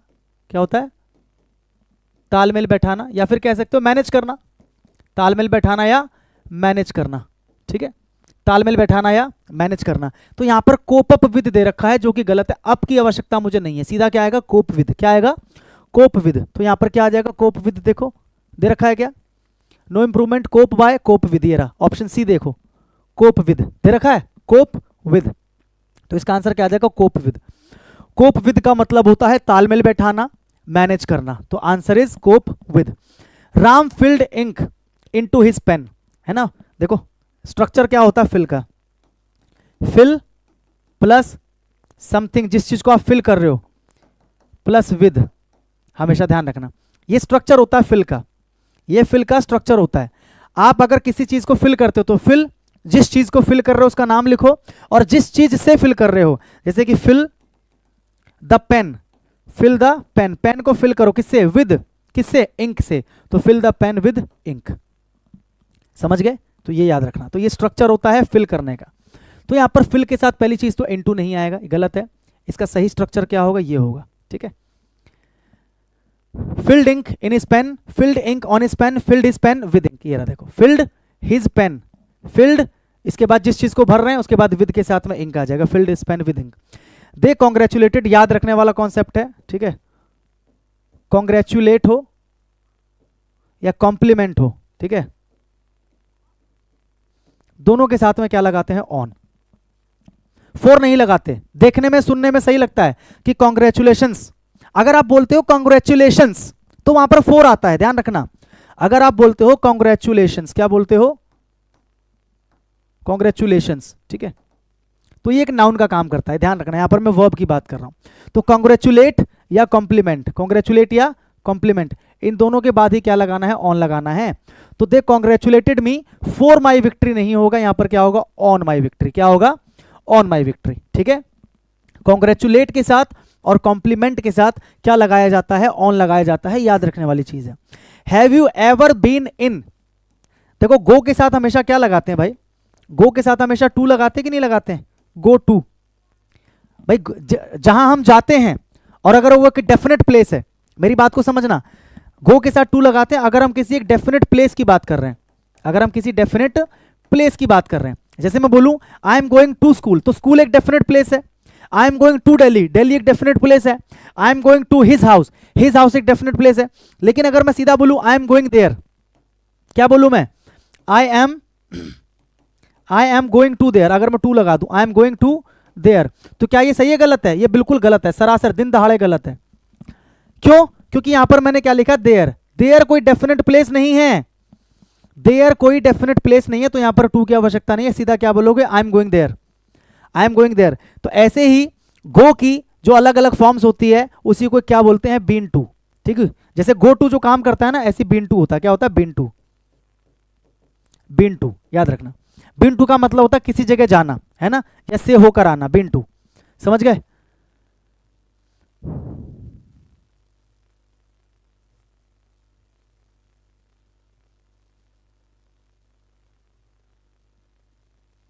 वाह वाह, मजा आ गया भाई, ठीक है। तो बीन टू लगाते हैं, बीन इन नहीं लगाते, तो क्या हो जाएगा, बीन टू। जैसे I have never been to Agra, I have never been to Delhi, I have never been to America, तो बीन टू लगाते हैं। इसका मतलब क्या होता है, से होकर आना या की जगह जाना या जाना। The labourers are bent on, याद रखने वाली चीज है, बेंट ऑन, बेंट ऑन का मतलब क्या होता है, पर तुले होना, पर तुले होना। क्या मतलब हुआ पर तुले होना, अभी एग्जांपल दूंगा तो समझ जाओगे। पर तुले होना, जैसे तुम क्या करने पर तुले हुए हो, या तुम अपनी तबीयत खराब करने पर तुले हुए हो, या तुम सत्यानाश करने पर तुले हुए हो। तो जब हम तुले हुए होने की बात करते हैं तो क्या लगाते हैं, बेंट ऑन, क्या लगाते हैं, बेंट ऑन।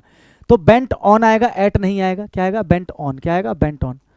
और आपको पता है वर्ब की फर्स्ट फॉर्म आएंगी, ये तो ठीक है, तो क्या आ जाएगा, बेंट फोर नहीं होगा, बेंट। अगर बेंट ऑन नहीं दे रखा है तो मैंने क्या बोला, जो काम ऑन करता है वही काम अपॉन करता है, तो बेंट अपॉन। ऑप्शन में ऑन नहीं दे रखा है तो आ जाएगा bent upon. He came despite of, जो मेरे से पढ़ता है उसको पता होगा कि डिस्पाइट के साथ में ऑफ नहीं लगाते, केवल डिस्पाइट आएगा, ठीक है। या तो डिस्पाइट आएगा या फिर डिस्पाइट की जगह पर इंस्पाइट ऑफ आ जाएगा, in spite of. She prefers tea than coffee, अभी बताया था मैंने, senior, junior, superior, inferior, prefer. तो प्रिफर के बाद में क्या आता है भाई मेरे, प्रिफर के साथ क्या आता है, प्रिफर के साथ टू आता है, तो यहां पर देन नहीं आएगा, यहां पर क्या आएगा, टू आएगा, ठीक है। देन गलत है, टू आ जाएगा। It became clear that the strangers were heading into, heading into नहीं होता, हेडिंग टू होता है, हेड टू समवेयर, मतलब किसी जगह जब आप जाते हो ना, हेड टू का मतलब क्या होता है? किसी जगह जाना, स्टार्ट करना। हेड टू समवेयर का मतलब क्या होता है? कहीं जाने की शुरुआत, कहीं जाने की शुरुआत करना, शुरुआत करना। तो आप की तरफ जाते हो ना, तो इसलिए टू लगाते हैं, हेड टू, है ना। तो it became clear that the strangers were heading to a serious disaster, कि जो स्ट्रेंजर्स है ना वो एक भयंकर डिजास्टर की तरफ जो है जा रहे हैं, मूव कर रहे हैं। तो हेडिंग इनटू नहीं होगा, हेडिंग टू होगा। क्या होगा? Heading to.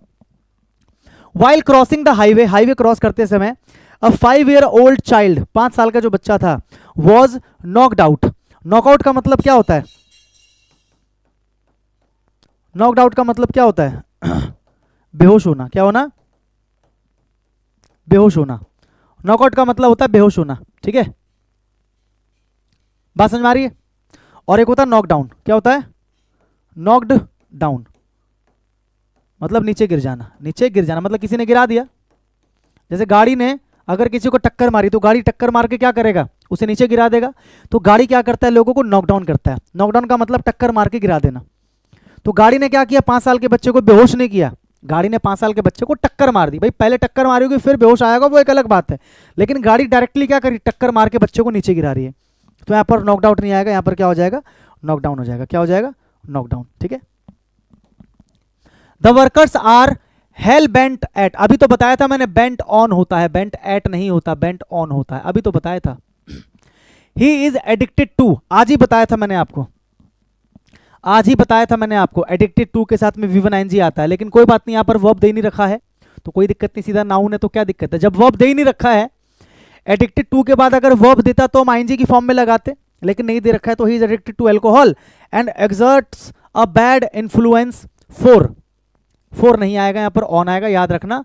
एक्सर्ट के साथ में हमेशा याद रखना,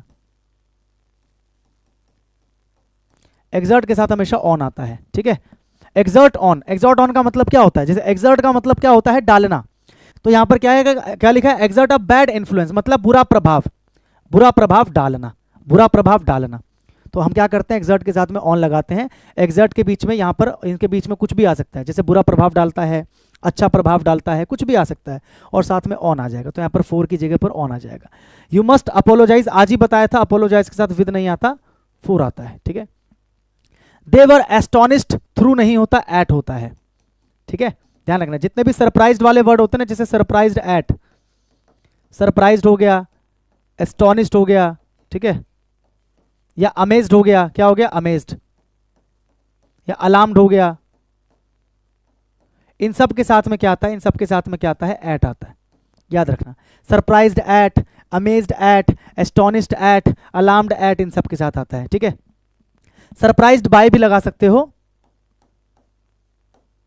सरप्राइज्ड बाय, ठीक है। ये कब लगाते हो? जब कोई अनएक्सपेक्टेड चीज होती है, अनएक्सपेक्टेड,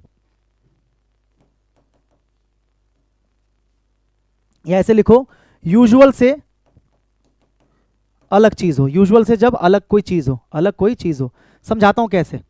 जैसे मान के चलो मेरा रिजल्ट आया और मेरा रिजल्ट खराब निकला और उसको देखकर सब चौंक गए, तो वो यूजुअल से कोई अलग चीज नहीं है। मैंने सीधा बोला मेरा रिजल्ट आया, रिजल्ट को देखकर सब चौंक गए, तो everyone was surprised at my result, at my result. अब मान के चलो एक लड़का है जो बड़े प्रेम से बात करता है, सबसे आदर सम्मान से बात करता है, अचानक एक दिन क्या हुआ, सुबह उठा और एक लाइन से पूरे गली वालों को गाली देता हुआ चला गया। तो गली वाले बिल्कुल चौंक गए, सरप्राइज्ड हो गए देखकर कि यार ये तो यूजुअल से बिल्कुल अलग कर रहा है। डेली तो ये नमस्ते प्रणाम नमस्कार ऐसे करता, और आज सीधा शुरू, मतलब सीधा ही, मतलब इतनी गंदी शुरुआत कर रहा है। तो everyone was surprised by his behaviour, surprised by his behaviour. तो सरप्राइज्ड बाय कब लगाते हैं? जब यूजुअल से कोई अलग चीज होती है, ठीक है। जैसे I was surprised by his behaviour, by his behaviour. तो यहां बिहेवियर लिखने का मतलब ये कि भैया यूजुअल से अलग किया होगा उसने, ठीक है, ठीक है। तो यहां पर क्या आ जाएगा? एस्टोनिस्ड एट आ जाएगा, astonished at. He is a descendant from, descendant from नहीं होता, डिसेंडेंट ऑफ होता है, याद रखने वाली चीज है। डिसेंडेंट ऑफ का मतलब क्या होता है? डिसेंडेंट ऑफ का मतलब क्या होता है? वारिस, क्या होता है? वारिस, या फिर कह सकते हो वंश, ठीक है। ही is a descendant of the Mughal royalty, कि वो मुगल रॉयल्टी का एक डिसेंडेंट है, मतलब उन्हीं का वंश है या उन्हीं का वारिस है, तो क्या हो जाएगा डिसेंडेंट ऑफ, क्या हो जाएगा डिसेंडेंट ऑफ। अगला, दे रीच्ड, अभी आज ही मैंने समझाया था कि कुछ ऐसे वर्ब्स होते हैं जिनके साथ प्रीपोजिशन नहीं आता, तो सीधा क्या हो जाएगा they reached. Reached to Calcutta नहीं, प्रीपोजिशन नहीं चाहिए। रीच्ड ऑन कैलकाटा नहीं चाहिए, हमें सीधा क्या चाहिए रीच्ड कैलकाटा, ठीक है। Foreigners often come across with, ये याद रखना, कम अक्रॉस के साथ में कभी भी विद नहीं आता, ठीक है, समझना। कम अक्रॉस का मतलब क्या होता है, किसी से अचानक